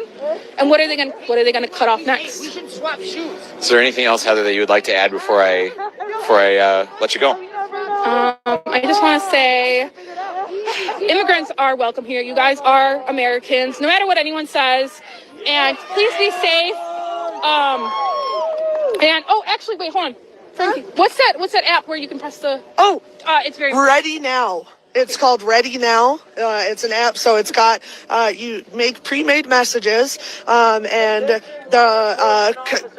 your contacts that you want to send those messages to, and you have to hold the button for 1.5 seconds. It'll send a message out to your contacts, and it also, if you opt in, it will send an email to immigration defense lawyers. Yeah. So for people that are getting picked up by ICE. So yeah, it's a really good app. Just wanted to make sure people know about that. Yeah. Thank you very much for your time. I appreciate it. And I'll let you get back to demonstrating. Thank you. Thank you. You too. Whew. There, you're hearing from these voices in this crowd, the people who are saying that they are themselves struggling. We just heard from Heather, who herself was struggling with homelessness not a few months ago. And how real does that feel in the January cold here in Minneapolis? But instead of the federal government sending housing aid to the people here in Minneapolis, or providing health care so that she can fix her teeth, instead of providing that, the federal government is providing 3,000 armed agents to go into neighborhoods here, separate families, and shoot these same people who need support with pepper balls, spray them with pepper spray, deploy tear gas, and even in one situation, to shoot and kill a woman in this community that then has now sparked a movement not only here, pushing back against the Trump administration. And I shouldn't even say spark. I should say has only encouraged a movement that was already standing up here. Because what was happening here was already brewing and could be seen coming. We know because we were on the ground here and we did see it coming. We saw the potential for violence. John and I talked about it repeatedly, not only here, but in Chicago and in the other cities that we have covered. It is not difficult to anticipate that applying more pressure, applying more force to these communities, making them feel more scared, these agents acting more and more aggressive, that it would lead to truly deadly outcomes, as it did in the case of Renee Good. And now we're here, outside the Whipple Federal Building, just outside Minneapolis, the base of operations for so much of what ICE is doing here. Standing here in the cold, in the dark, because these people want to be here. They need an outlet now for the rage, for the grief that they are feeling for their sundered families. If you've been with us here for the last several hours that we've been on the ground here covering as these agents have been repeatedly coming out and assaulting, arresting, and using force against these protesters, thank you for being with us for as long as you have been. We appreciate it. Thank you for being with us. If you haven't, like this stream, share it, get it out there. We need that help to get these messages out there because the algorithms don't reward it on them on their own. People from reservations when they have a tribal ID. Remember, no one is illegal on stolen. These protesters voicing their dissatisfaction with what is happening. If you value the on-the-ground reporting that we are doing here, putting ourselves, I always don't like, I tell my boss Jordan this, and I know John really shies away from this too, that's why he's behind the camera, but making ourselves the story, but putting ourselves here on the ground directly, getting tear gas, getting shot at with pepper balls, all to be able to bring you the truth of what these movements look like, these peaceful protests look like. If that's important to you, please go to statuscoup.com/join for as low as $5 a month. You go to keep John and I affording hand warmers and affording a place to sleep and affording food. The other thing that I want to do very quick is thank again our friends at the Midas Touch Network who help lift up our reporting and support our reporting out here. And I also want to thank the other independent journalists who are out here with us, who watch our back. We were riding around with two of them again today as we were out documenting what Border Patrol was doing in St. Paul. If you're not, get subscribed to Status Quo on YouTube, or go and look and follow our social media channels where we have put out or are putting out some of the video from what we got in St. Paul today, where Border Patrol Chief Greg Bavino was out with a convoy of agents as they raided, as they went into a Target, as they went into a Menards parking lot and targeted a food truck. Like that's the kind of people that are being targeted. Food truck vendors. It's not criminals, despite what this administration wants to claim. They do, don't get me wrong, I am sure they have gotten some people with criminal histories. But if anything, it is merely incidental to the mass targeting and profiling that this administration is engaged in. We know because we see it happen on the streets when we go out and look for what these agents are doing. Protesters are now cheering because at least one of the protesters who was arrested earlier, that you may have seen in the stream, has now been released and is walking out and is rejoining the crowd out here. Are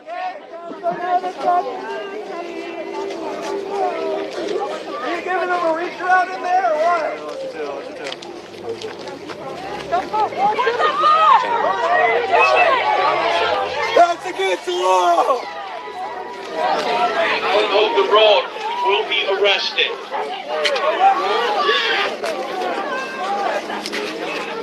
He's leaving. I was just going to try and interview the protester who had been arrested, but looks like he's leaving now, and I think understandably so, after being tackled to the ground by ICE agents earlier here in the evening. If you're still with us, thank you so much for being with us. We really appreciate it. I was in the middle of giving some thanks. There was only one more that I wanted to give. I was calling out some independent media folks, and one who I like to call out by name is Andrew Mercado, who we have worked with here on the ground. He has really played host to us here in the Twin Cities over the last several weeks, especially when we first got here on the ground. He was a real guide and resource to us, showing us his city.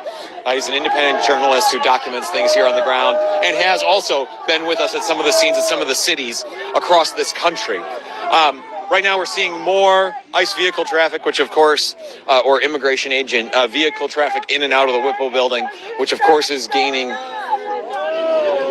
even more attention from these protesters.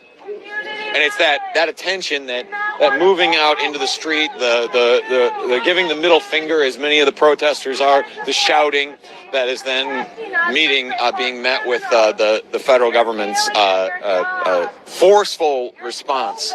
If you are just joining us or haven't or weren't here for the action earlier, I'll just summarize real quick. We were out here as federal immigration agents and other officials with the Department of Homeland Security came out and formed a line, and then at one point they tackled 2 protesters and arrested them. At other points they have sprayed pepper spray and used pepper balls, kicking up a whole cloud of chemical irritants that went here into the crowd. Me and John had to put on our goggles and respirators to keep ourselves safe. But you still feel the effects every once in a while. Some of that pepper still gets kicked up into the air, and you feel the effects. And there have been several times here on the broadcast where I've had to take a break to cough because it's strong stuff.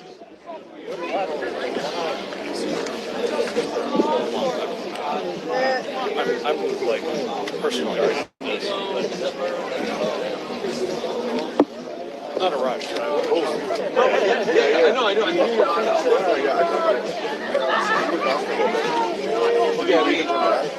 went to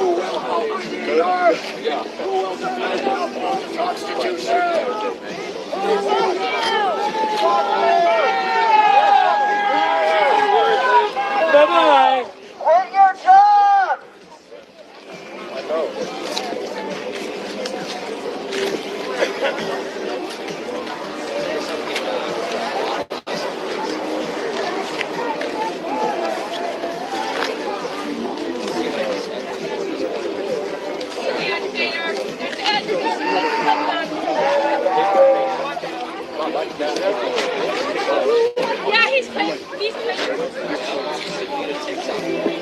We just got word that right-wing provocateur Nick Sorter is here, so he's of course gathering a little the attention of some of the protesters here. And I just want to lay out what the business model for people like Nick Sorter is. It's to come to places like this, pose as a journalist, but express avowedly pro-administration or right-wing viewpoints, rile up the crowd, video the interactions that he has, and then acts as though and tries to paint these gatherings as though, these protests, as though they are riots.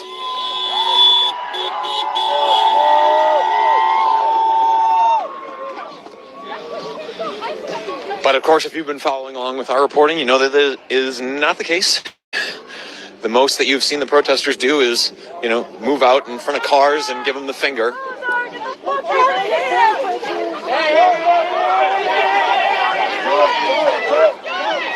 You see a bunch of the protesters now going over there and moving closer to the Whipple building, which may very well lead. I know. May very well lead to a federal response as well. We've seen them step in as de facto bodyguards for right-wing provocateurs who have shown up in the past.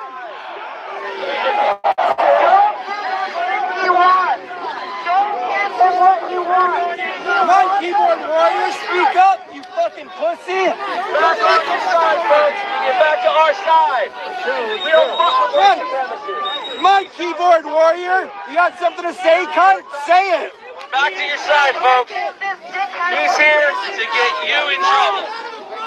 What's up, you cunt? We are seeing some federal agents come forward now. Is your penis? Stand on their side, he's gonna arrest us. So move back to your side. Move back. Move back. You see those agents there? It might be difficult to see with the intense light of the cars, of the police cars, but standing just in front of them is a group of federal agents who are moving forward now towards where the crowd had gathered around Nick Sorter. You see the agents there saying, back up, firing some sort of like noise-making rocket into the air there, or flare.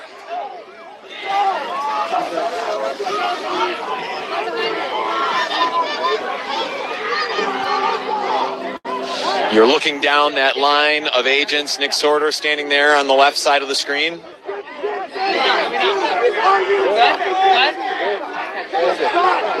guys flashes like this outside the local high school. There's a picture I know that says Tell him to back up. Tell him.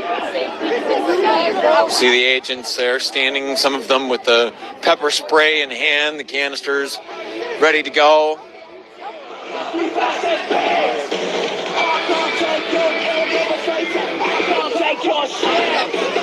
Walk every single one of you. Walk all of you. Come on, the big. Even more agents coming out now, joining this line. Hey, come on, the big.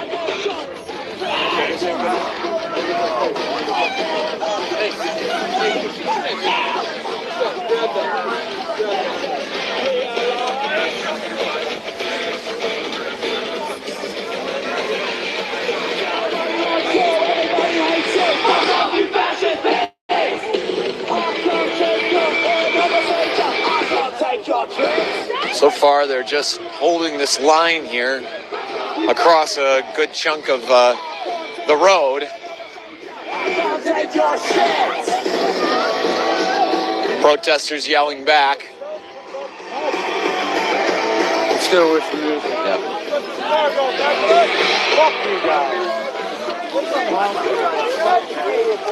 See though, the agents now pulling back. Pussy. Guns down. Billions of dollars at work right here. Put your guns down. Those agents, the equipment they're wearing, all to give this physical intimidation to these protesters. Imagine shooting peaceful protesters and thinking you're brave.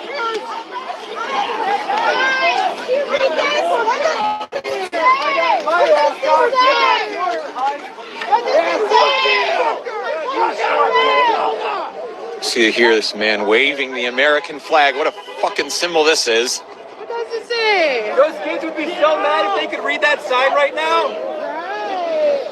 The stars and stripes covering up a bunch of armed agents. What does it say? Look, I thought you guys cared about people. Agents of the United States out here to ostensibly carry out violence against the citizens of that same country. We don't need $100,000 paycheck. We're out here on fucking night. You guys are celebrating with your guns. Put them down. $1,000 bonuses. $1,050K bonuses. Try to sell gas without the weapons held out. Come on, Ricky. Put down the money, honey. Put down your weapons. The money-hungry federal fuck is fucking out of my state. Get out of here. Just letting you listen to the crowd right now. The messages that they have.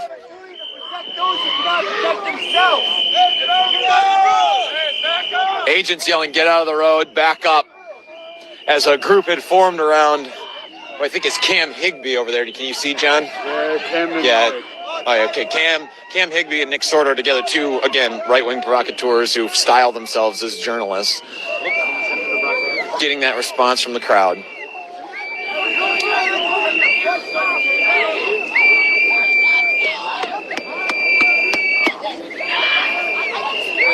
Seeing some of the agents pointing in the direction of Cam and Nick and some of the protesters who are there.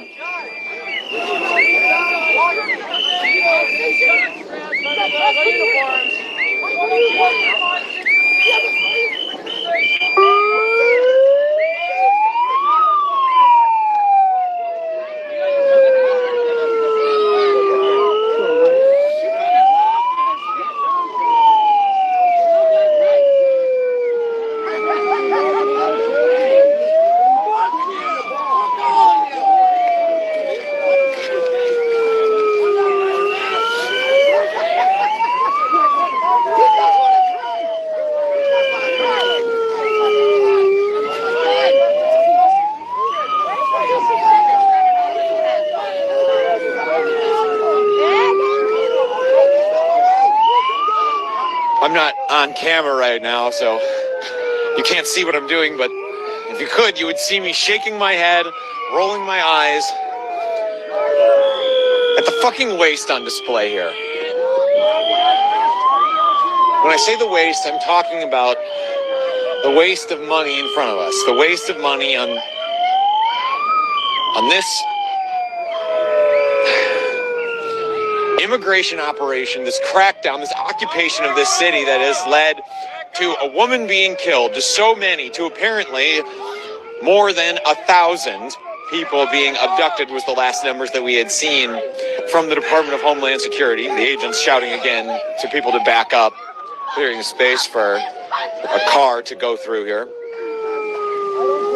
Noting that some of the agents across the way are coughing, apparently in reaction to some of the pepper spray that I am feeling on the air, the pepper balls, again, getting kicked up here. Nothing new deployed. This is the same stuff from earlier that just occasionally gets kicked up into the air, but they are feeling the effects of their own munitions. But this is your tax dollars at work right here.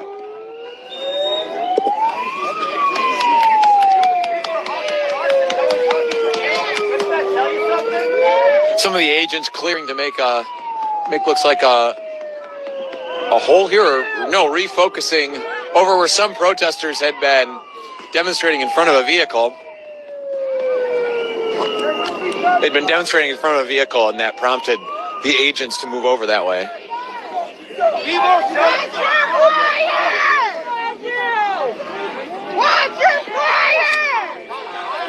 Oh, watch out! Big man with the gun! Big man with the gun! Guys, show up! Ready, big man with the gun! Big man with the gun! Hey, better! Hey, better!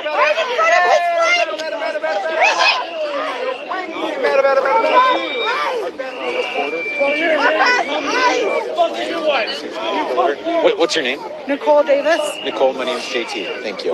This is my cameraman, John. So I'm standing here with Nicole. Nicole, if I could have you just start by spelling your name, please. Nicole. And can you explain what you're holding right now, the significance and why you brought it here to this demonstration? Yes. My grandpa was a lieutenant colonel in the U.S. Army, James Schleppe. He had dual citizenship. He was born in St. Paul, but his dad was from Switzerland. So my grandpa had dual citizenship. He had a U.S. passport and he had a Swiss passport. He enlisted in the Army during the Cold War, and he told the Army that he had a Swiss passport. He voluntarily used his Swiss passport to go into East Germany to gather intel on the East Germans and the Russians during the Cold War. And I don't know how many times he went, but he went several times. Eventually he was flagged as CIA by Russia and by East Germany, and I don't know military terms, but if he was found, he was going to be killed. I'm curious. Well, and you're sorry, you're still telling your story. I'll let you finish. He did it wasn't orders by U.S. Army. He did this because he was so angry at what happened during World War II that he gathered information to make sure it never happened again. And I'm just noting here for folks watching that we're seeing the agents shift down here as flashbang grenade. It looks like actually tear gas just went off. Maybe no, just gotta protect your own. It's an adjective. Was that tear gas or was that just a flashbang, John? Yeah, flashbang grenade just went off, but it kicks up with smoke there, which is what led to the question for me. But he gathered information that the American government never would have had. Do you think that this country that you're standing in here holding his flag here at this protest, is it the same country that he's signed up to serve?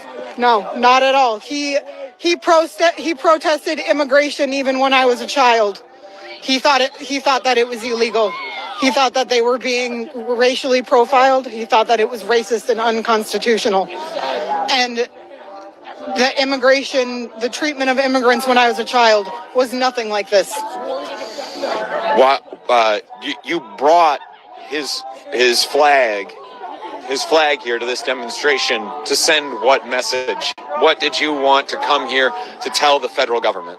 That American soldiers died for our freedom, so that what happened in Nazi Germany would not ever happen here, and now it is happening here.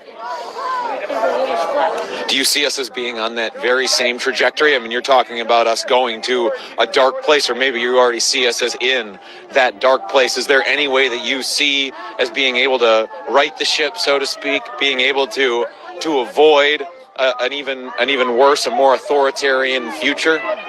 My grandpa never wanted door-to-door searches in America ever. He thought this would never happen. So to go further than this, I don't know. It's very terrifying that Secretary Noem said that they were stuck in the snow when they weren't. They weren't stuck in the snow. They were doing door-to-door searches. Sorry, can you explain a little bit what you're referencing there? Just a little bit of the backstory. When they killed Renee Good, they were doing door-to-door searches. They were not stuck in the snow. There was no snow. It was a beautiful day that day. They were doing door-to-door searches, and she tried to go on national television and come up with a lie. You see the federal government spinning propaganda, spinning lies about the killing that it's doing in your community. What are the emotions that come up when you saw her saying things like that, and the other messages you've seen out of the Trump administration trying to lift up Jonathan Ross as some sort of justified in his killing, if not even, intimating that he's a hero? That there are soldiers that died for this country, and we're spitting on their graves while we're right across the street. How long have you been coming out demonstrating against the Trump administration? What was the animating moment? Is this the first time you've been out at these demonstrations? For this year, yes. I have disabled children and they've been sick, so this is my first time out here. I was watching the news when we were about to have dinner, and I saw them attacking people here, so I came out here with this flag. It was seeing the force that the federal government was employing on its own citizens that prompted you to come out? They were detaining a U.S. citizen, which I still don't understand how ICE can detain U.S. citizens. What are the feelings that you're feeling right now standing here? It's scary. It's very scary. My grandpa went into great detail on what happened during World War II, and this is the very beginning of World War II in 1930s Germany. I want to wrap up just by exploring your life just a little bit. We're seeing billions of dollars being spent by the Trump administration to outfit these agents that are standing across the road from you, to be able to send them into your communities, to break apart families, and to be able to tear gas and arrest or detain American citizens. What are some areas in your life, or maybe in the lives of people you know and love, where that same money could be spent instead to actually better your life and the lives of people you know? What are some problems the federal government should actually be addressing? The disabled programs that Trump was so worried about being frauded. I have 2 disabled children. We just moved into what wasn't disclosed to us to be a non-attainment zone for lead. They have an autoimmune disorder. We have to leave, and I spend all of my money moving. We don't have a place to stay. If you're so worried about the disabled, why isn't that money going to them? A federal government that can't even do some of the most basic health and common sense service to its citizenry, and instead spending that money on detaining American citizens and prompting such an emotional reaction. Thank you so much for your time and for being so open with us. I appreciate it. Is there anything else you would want to add while you had the platform? I just hope more people open their eyes and see what's happening here. Just because you don't like somebody doesn't mean that there aren't allowed American rights. Soldiers died for everyone, not just the people that you like. Went over that way, dumbass. Not over here. Oh, hold on 1 second. Let me get a picture. JT, hold on. What was her name? What's this? This is JT. Oh, what was her name? Go home. Go home. Can we snap a picture of you with the flag really quick? They have drugs, excuse me, they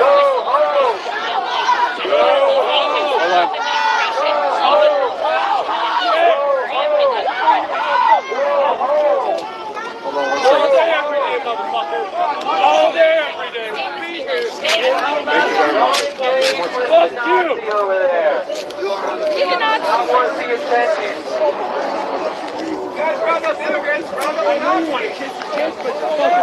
I mean, what is there even to say after an interview that powerful when you have somebody who's bringing the flag of their, bringing the flag of their grandfather, a veteran. Oh, and we're seeing the agents here moving down the street.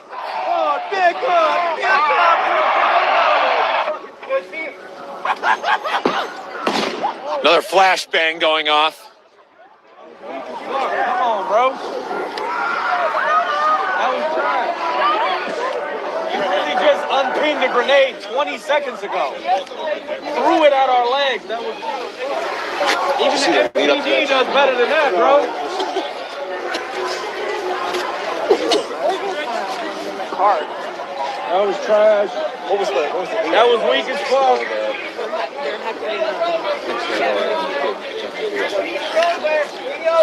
Yeah, it was still the protesters confronting Nick Sortor and Cam Higbee that led to those agents coming over and tossing a flashbang grenade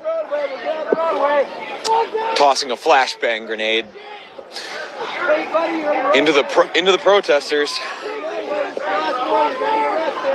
You've been identified. You see your blue shoes. Yeah. It's like horseradish, man. Yes.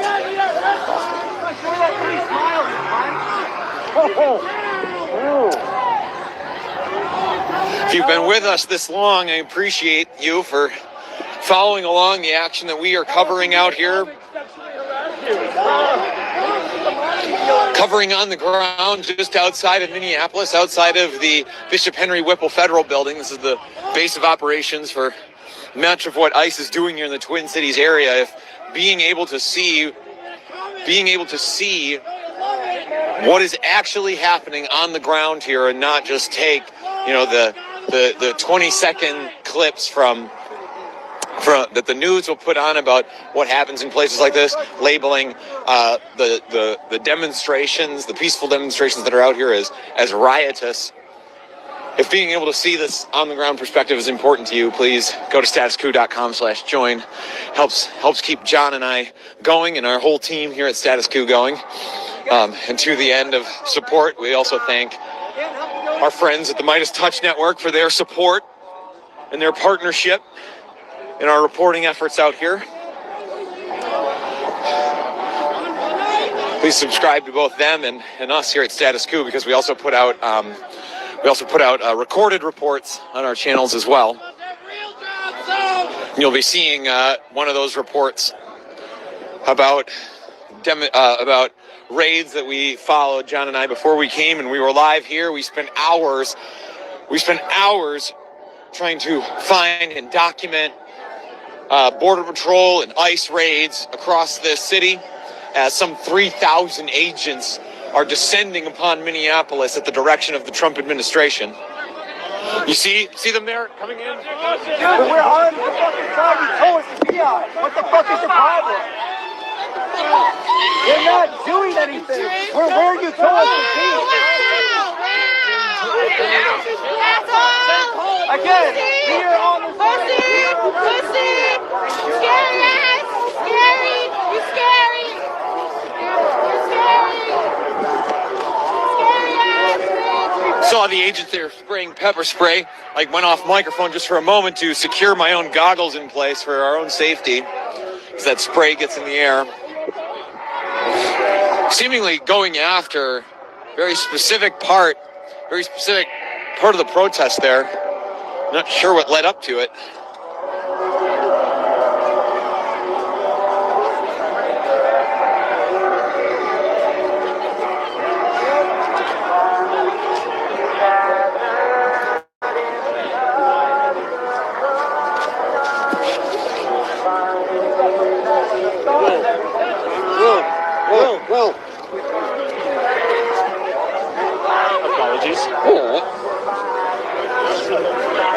I'm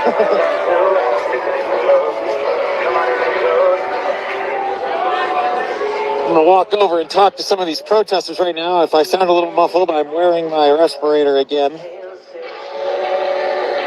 Just as precaution.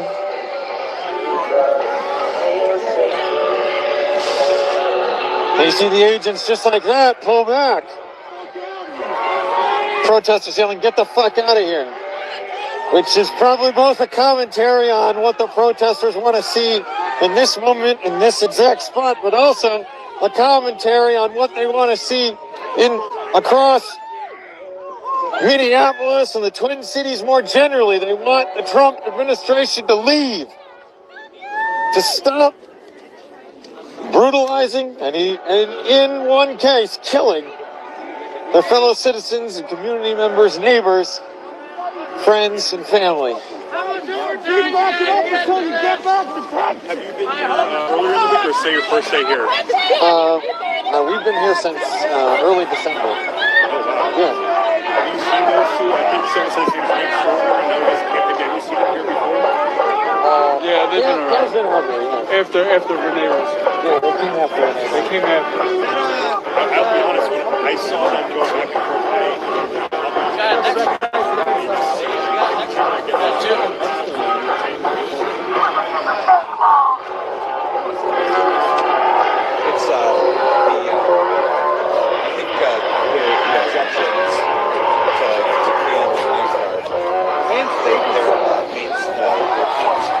I frequent protests like this and the framings that they put out about they kind of insert themselves in but I would say the chaos it's that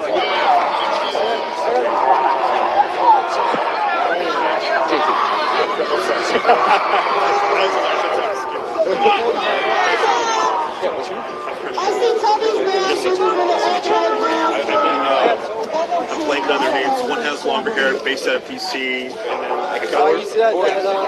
He was with me on Friday night when they arrested That's my neighbor. I don't know you. protesters from South Jersey. Oh, Will.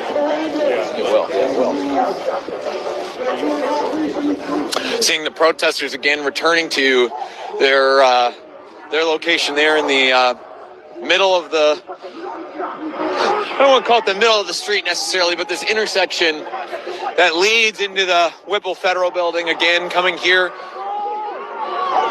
to make their voices heard. I'll say that this crowd of many dozen, I don't know if I'd go so far as to say that it's 100 or more, because there are a lot of people here who are pressed, and especially in the dark, it becomes difficult to say exactly who's who, but certainly dozens of protesters, and I don't feel like the crowd has really thinned, at least not in an appreciable sense, in the time that we have been out here.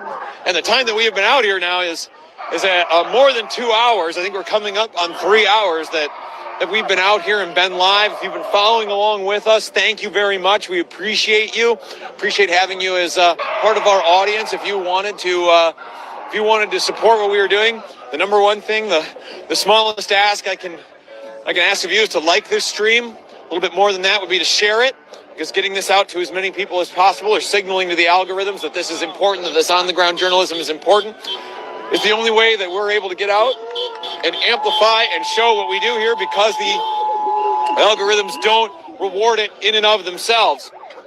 They have to be shown, pushed with likes and shares. So please do that. It's the smallest act you can do to support our on-the-ground journalism.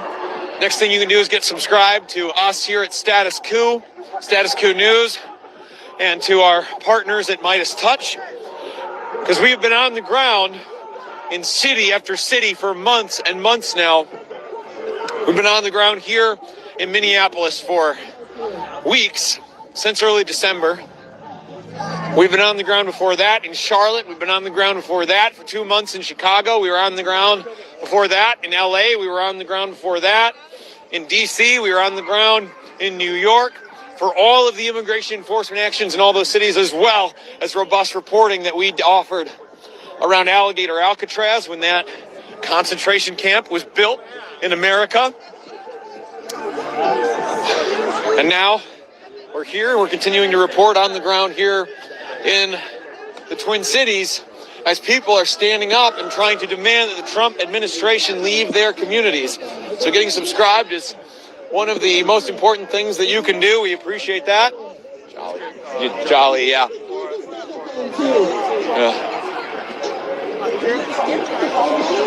Oh yeah, he's everywhere I go. He just assaulted one of the guys. Just trying to help him. Yeah, he's in that room. He's in that room. There's the crowd right here.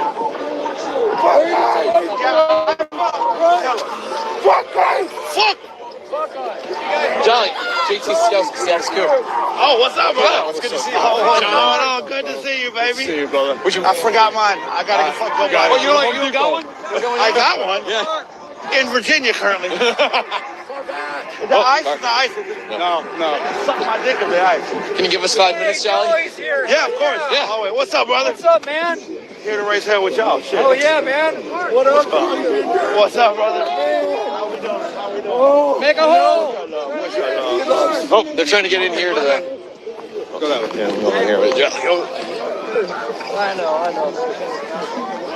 Damn right. But I'll have my shit tomorrow because I ain't like these motherfuckers. Yeah, you're gonna need it. They're using everything out here. here. I've been watching. Jolly, I think most people watching probably know who you are, but for those that don't, can you please explain who you are? I'm a concerned American who's watching our democracy both crumble before our eyes, as well as watching a authoritarian wannabe dictator literally circumvent 200 years of jurisprudence and uproot our law enforcement system. And what we're watching is the First Amendment right being taken away. Your Fourth Amendment right being taken away. They're going door to door in Minneapolis. This is a direct violation of the Fourth and Eighth Amendment rights. These are the things what we've fought for and what we've literally talked about in this country, what you were raised to believe America was. So I'm a concerned American that's standing in front of the building where they're holding hostages after they kidnap them. And my question is, have we had enough? And you clearly have had enough. I mean, we see you're a mainstay in the protest movement in fighting for some of those basic freedoms that are supposed to be, I think, taken for granted in this country, but can't any longer. When did you say, I need to come to Minneapolis? What was the inciting reason? Was it Renee Good's killing? Was it some of the follow-ons? It's the continued escalation. Yeah. Hang on one second. Yeah, we're seeing a bit of a scene down this way, just down the road from where we were.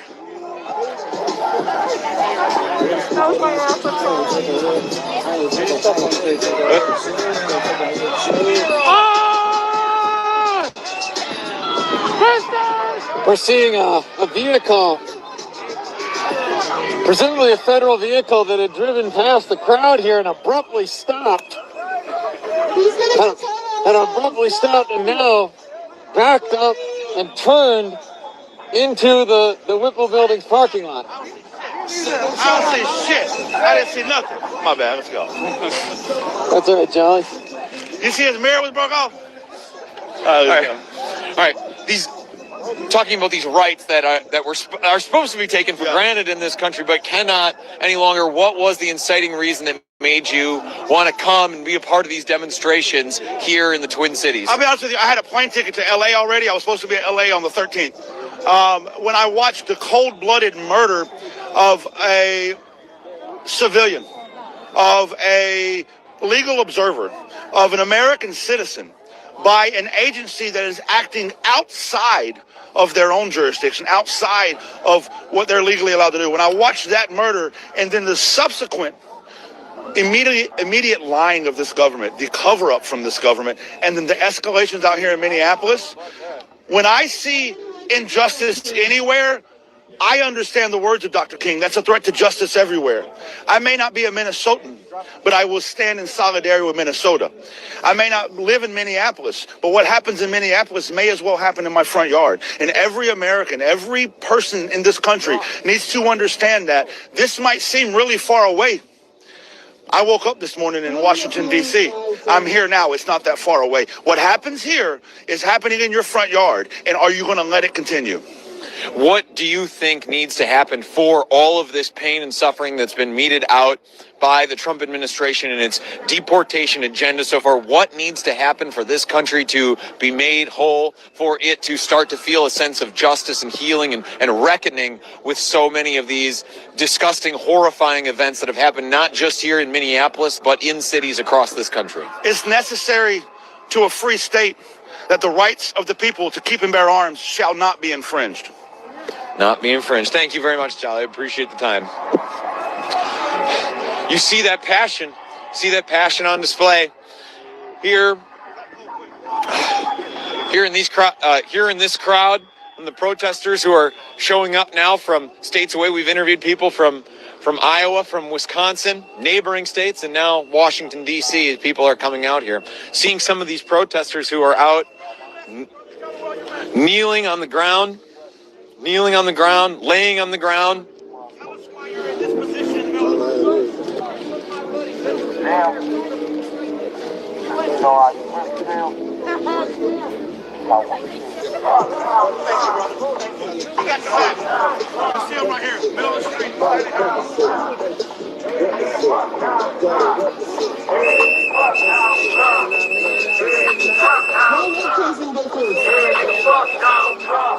Protesters laying out in the street as a form of demonstration against the Trump administration, putting themselves in a vulnerable position in front of federal agents who have demonstrated that they are willing to use force if needed. And I shouldn't even say if needed, just willing to use force, period. We got a long conversation over there. You got the end. Look Donald Trump.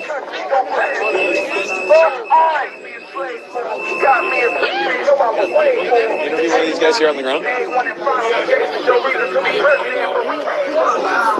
Pepper shit got in my mouth.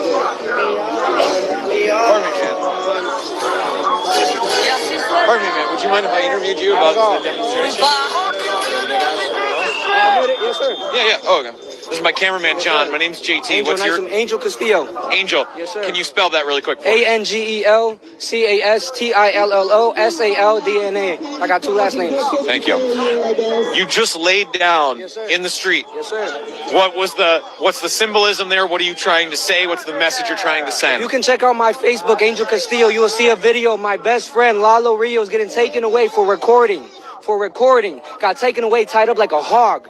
And he's a fucking human being. U.S. citizen, by the way. Born and raised here in St. Paul, Minnesota, and gets treated like a fucking criminal for recording. He listened to your orders. You told him to step back, which he did. You didn't give him enough time to fucking respond, you dumb and fucking dipwad.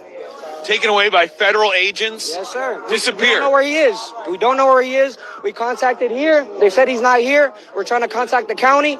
They just fucking kidnapped him. Where's Lalo? Where's Lalo? Where's Lalo? When did this happen? This literally a couple hours ago.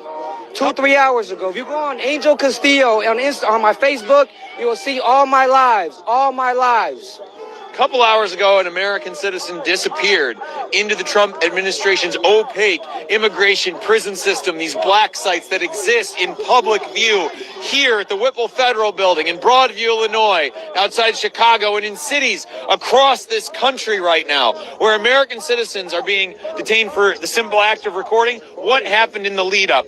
Why was he recording? What was he trying to document? So I wasn't there with him when he got taken. I was covering a different scene where a federal agent took and ripped out an African American woman out of her vehicle with her passenger, ripped them out the car, laid her on the street. Again, she was an American citizen, I assume.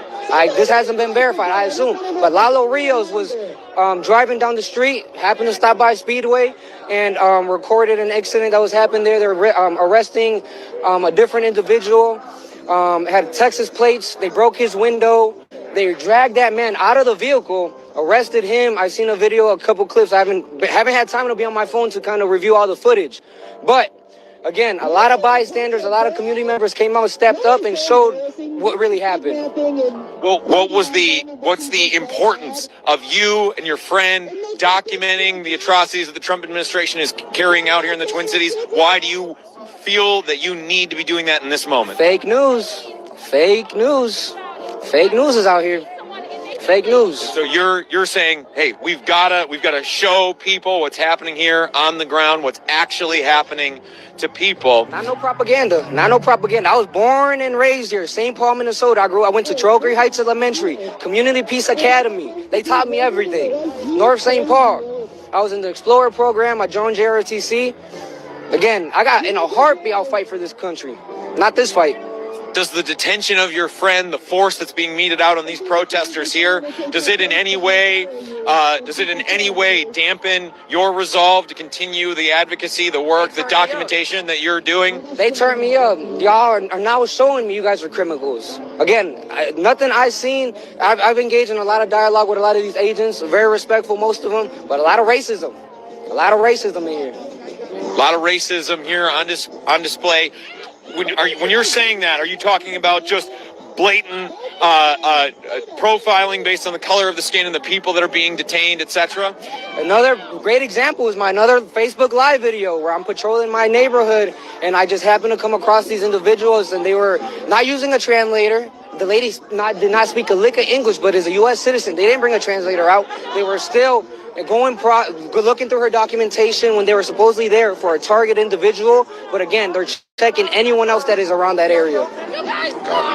Thank you very much for your time here. But the one question I still had about your friend's case. So he's you weren't there when he's taken. How did you end up finding out that he's disappeared? Because in so many of the cases that we've documented, where some people are snatched up, if there's not like the public videotaping of what's happening, there are families don't know what happened to them. How did you come to find out what had happened to your friend? His girlfriend Ashley was right there, witnessed the whole thing. We got everything on video. And then if you wanted to subpoena the Super Americas, they got cameras on every corner.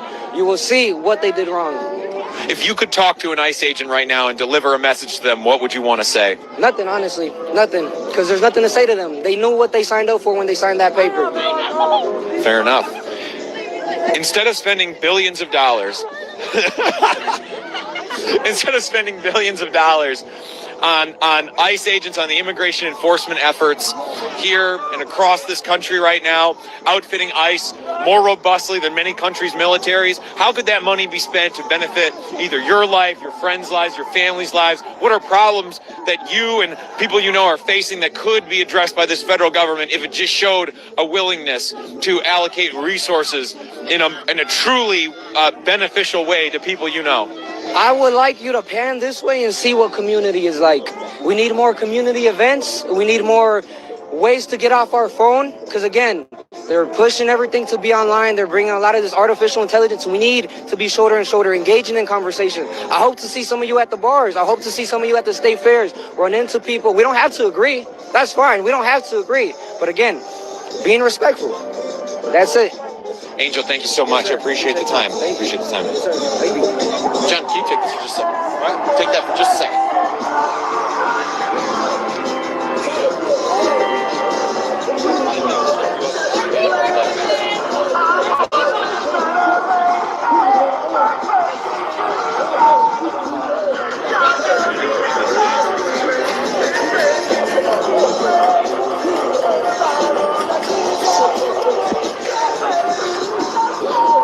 Thanks, John. Got it.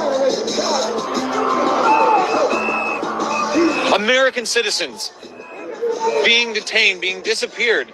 People don't know where their friends and families are being taken. Earlier today, John and I were documenting the... He was talking about the raid we were at, the Speedway. He was talking about that raid? Yeah. Holy shit. I didn't even put that together as he was talking.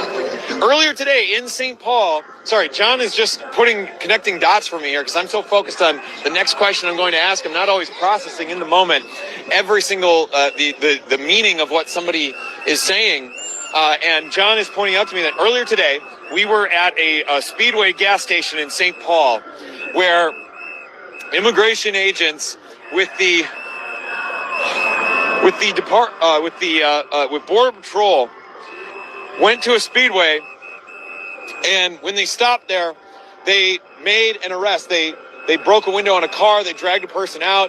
It seemed like it maybe knocked the person unconscious in the process of the arrest or detainment, whatever fucking words the Trump administration wants to use to describe taking a person into their custody and disappearing them. And we captured video as it happened. And that, when John got back to the car and the other independent press that we were with got back to our car, we were talking and we remarked on the fact that that person who had been grabbed, their family in that moment was going to be unaware that their family member had been disappeared and might not be aware for a long time.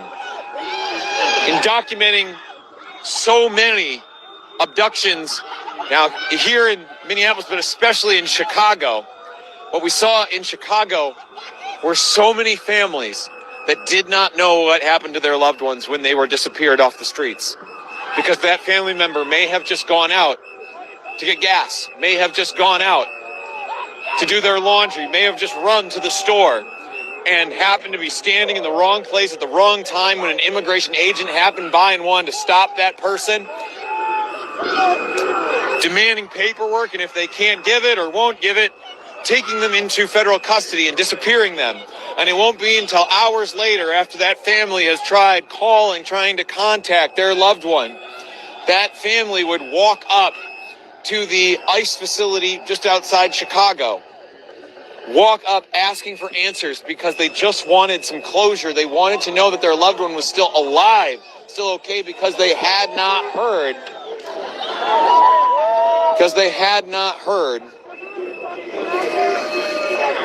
Had not heard from their loved one, and just wanting that closure. That ice ball will scare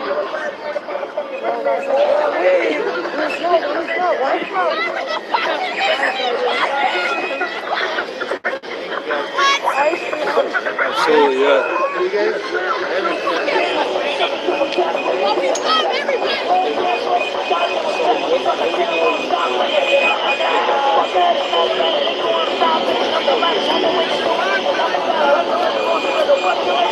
Coming out, make room, car coming out.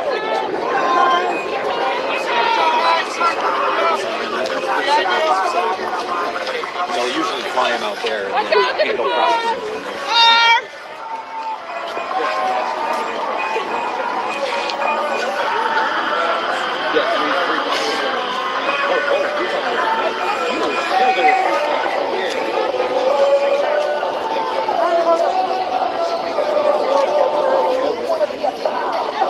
When I'm here, my head is down. I'm just focusing.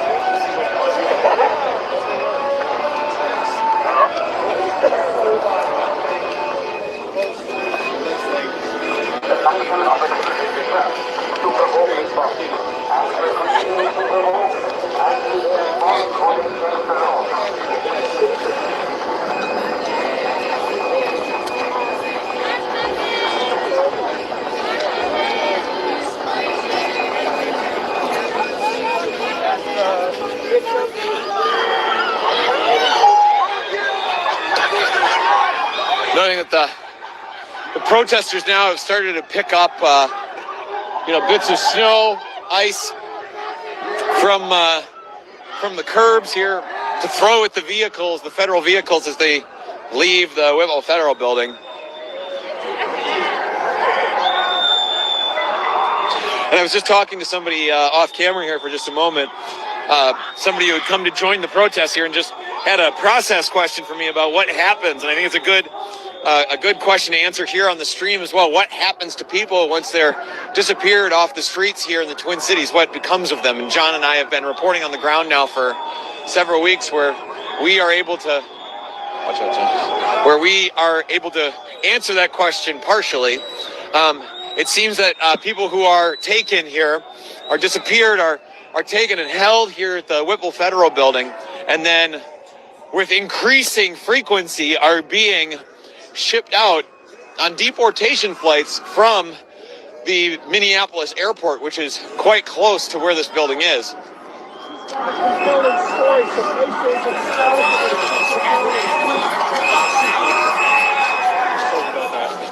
So what's your name? Sky? Sky? Nice to meet you. My name is JT. I can't, my hands are fucked up. Yeah, okay. So I'm standing here with Sky. Sky, I'm assuming spelled S-K-Y? S-K-Y-E. I-Y-E, okay. Sky, can you were just telling us off camera a little bit about your story. Can you tell us what happened to you? So first off, I'm a United States Marine veteran. We were following them from a safe distance. Following ICE agents. Yep, following ICE agents. They stopped in the middle of the road and reversed on 62. They tried to ram our car. They tried to get us into a bottleneck.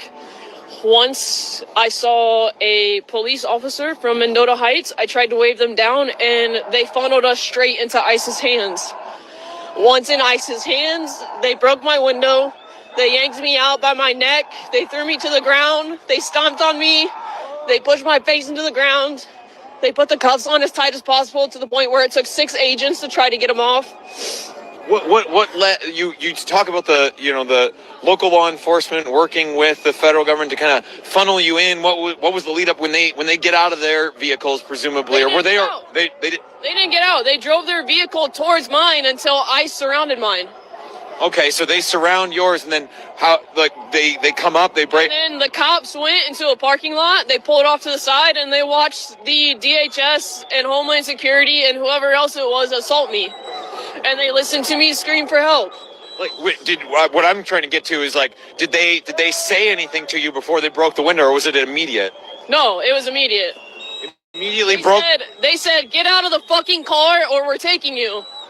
Had they stopped you at all before that? Had you had any reason to believe that you were about to be targeted before that? They put their lights on, but they don't have any jurisdiction.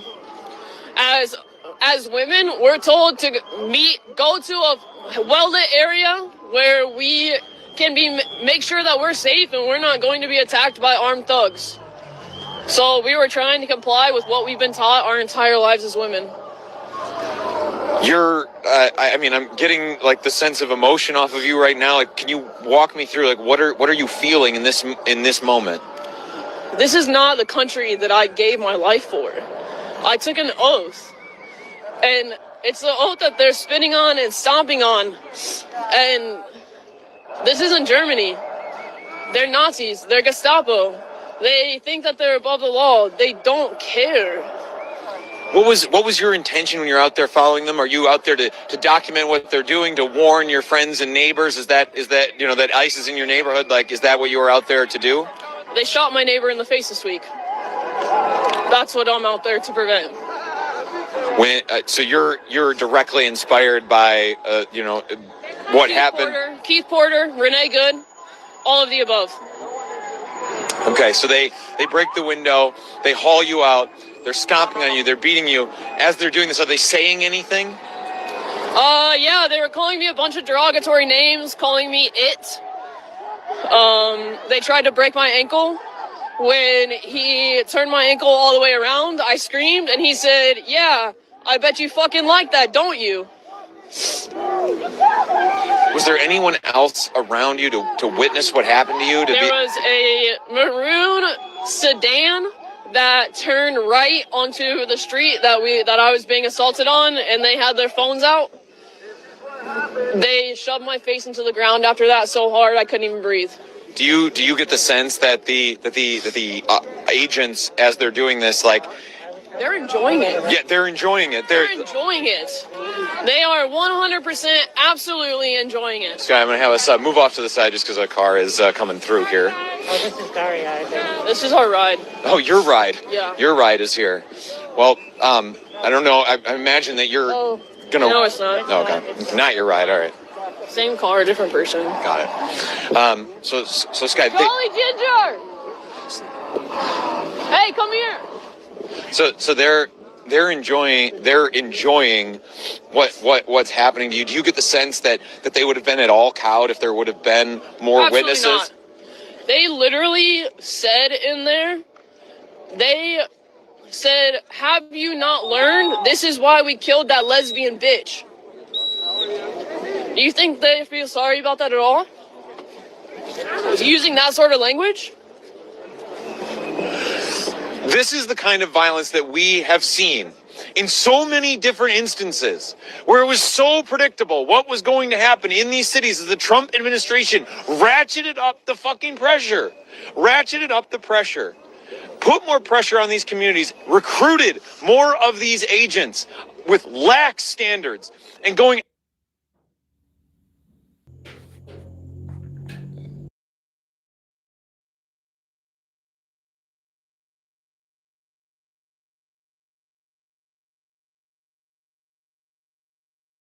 The Afghan war, there's no weapons of mass destruction. It was the waste of lives and so forth. We lost our sons and daughters in the countless war that did not benefit the American people. It benefited the defense contractors and the deep state. So what I find hilarious is when a random 23-year-old kid who is a young Mormon kid from Utah who's doing YouTube videos and prank videos, and all of a sudden becomes a LDS, church boy. He's doing good things, He's calling to his religion. All of a sudden, then 2 years.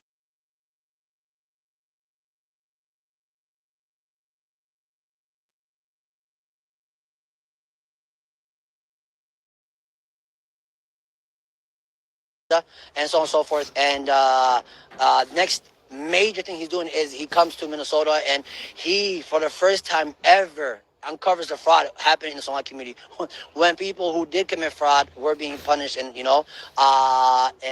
being punished and have been prosecuted and so on and so forth. What's funny from that? He posted that video, then you have the Vice President of the United States of America, J.D. Vance, retweeting him saying that he deserves a Pulitzer Award. You know what I mean?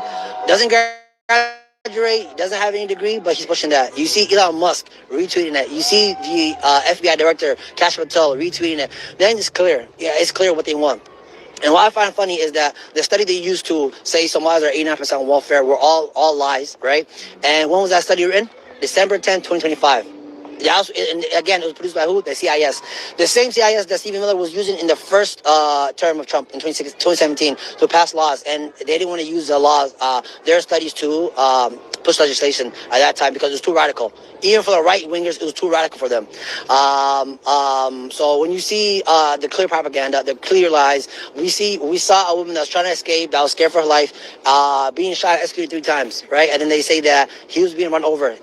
It's clear. So for us, we're here to exercise our right to push that message, to change the narrative, and to make the record straight. I'm against all fraud. Is Trump against all fraud? He's not.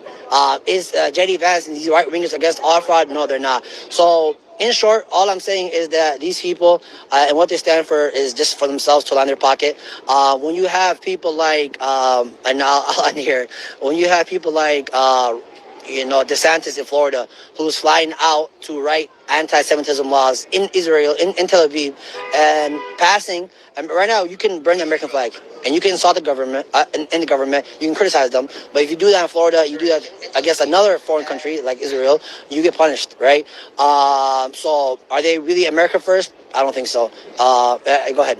No, I was just gonna say. I mean, we've covered a lot here. No problem. I really wanted to thank you for your time. Absolutely, thank you guys so much. But before I let you go, I wanted to say, is there anything else you wanted to say while you had the platform?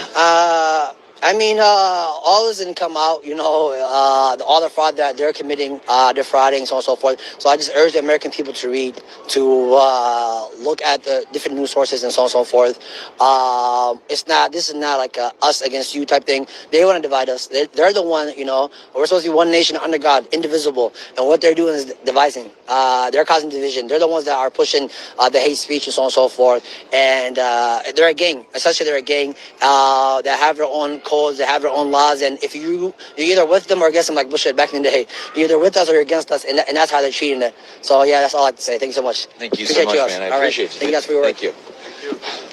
When you see it, so many impassioned voices, I just want to flip around and show that the crowd has thinned out quite a bit here since that deployment of force. You want some water, man? No, I'm sure? Yeah, I'm all right. You've been doing some good work. I follow you online. John knows me. Next time, yeah, buy you dinner here, okay? All right, what's your name? George. Yeah. Okay. You lost something. I was just flipping around here to show how the crowd here has really thinned out. The energy has come down since that deployment of force by the Trump administration. All those tear gas, flashbangs, firing of pepper balls. And again, I do not want to minimize that use of force. I myself have become so inured to it because it has become so commonplace. What the Trump administration is doing in places like this, where people have the courage to stand up against the federal government that has billions of dollars at its disposal, that has thousands of agents here in the Twin Cities. These people are coming out and demanding and standing up and saying, get out, ICE out. They are chanting it in the streets by the thousands, by the tens of thousands. If you followed our coverage yesterday of the protest movement that was out here, we our continued presence here on the ground is only possible thanks to our supporters. If you are one of our sustaining members, thank you so much. If you're not yet, I think John and I are really earning it tonight. If you can, go to statuscoup.com/join. It's as low as $5 a month to keep John and I here on the ground, to help us afford the hotel rooms and the food that we need, to help us keep our camera equipment running, to help with so much, to help afford gas as we chase around ICE agents here around the city. And it's only through that sustaining memberships that we as an organization are sustained. It's that generosity from individuals. That's how you know that what I'm showing you, that what John is showing you from behind the camera is truly an accurate representation of what is happening out here, because we're not beholden to any corporate interest. There's no corporate interest, there's no partisan interest that is leaning on us, or that we have to be conscious of, or that we have to care about their opinions about what we show on camera, the way that so much other corporate media in this country does. I know that because I worked in corporate local news for a time, and that little question in the back of your head, or the little comments that be made from management about which story gets covered and when, you just know we're going to have to move out of the cars trying to get through here, so we're just moving off to the side. Organization. Oh, yeah, of course.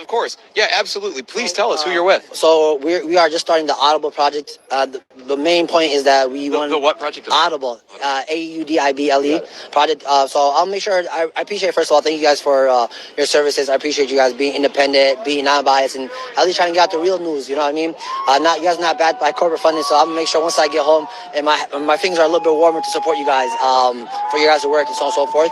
So... the Audible project, in short, the goal that we have is to try to, similar to you guys, try to get the truth out, to counter these lies. A lot of people are just scared, and they don't know that you are able to fight back with knowledge and power. You know what I mean? The knowledge you have, everything that, the same way right now, I was laughing because I wanted to read some paper and troll Nick Shirley because their whole spiel is, I have printed paper and I have all the fraud in his hand, you know? So, in short, the Audible Project, we'll make sure to shout out you guys and so on and so forth. But if you guys as well, we'd appreciate Absolutely. it. I'll look you guys up as soon as we get back, man. Thanks so much. I appreciate it. Thank you. All right. So we're gonna draw things to a close here, but again, if you've become a member, with all the craziness that's been happening out here, and usually I'm constantly, trying to talk, trying to report on what's happening. I don't keep an eye on our chats, though I do go back and watch through them to see what people said after the fact. So all your kind words are much appreciated, and any support you've given in terms of super chats or becoming a member. We've had such an outpouring of support over the last few days. We haven't even been able to really keep up with it in the way that we should, but know that if you're supporting the work that we're doing here on the ground in the Twin Cities, we greatly appreciate it. We cannot tell you, really, from the bottom of my heart, I cannot begin to tell you what it means to us that so many people want to support the project that we are undertaking here, the type of news movement that we have been building here at Status Coup. There's a car with the headlights on. We are starting to, the protests are starting to thin out here, so I'm going to call it a night here, but thank you all so much. I want to thank all of you for watching. Thank all of you who are our sustaining members. Thank our partners, our Status Quo's partners in this reporting project out here at Midas Touch, the whole Midas Touch network. Thank you all to that team as well. That you guys have given us the platform to lift up our journalism and helping support the journalism that we're doing on the ground here. And of course, big shout out to all of my Status Quo teammates, not only John Farina, the fearless cameraman behind everything. If you think I look good on camera, it's only because of John's doing. I want to thank our boss, Jordan Sheridan, who gives us so much editorial direction. I want to thank our producers, Michelle and Colin, for all of their excellent support work. This stream would not be possible without Colin manning the computer back home and staying up for hours with us and following everything that we're doing here. So on behalf of all of us from Status Quo, I'm JT Siskowski here just outside of Minneapolis, outside of the Whipple Federal Building. We'll be continuing to report here from on the ground in the Twin Cities. Get subscribed, and good night.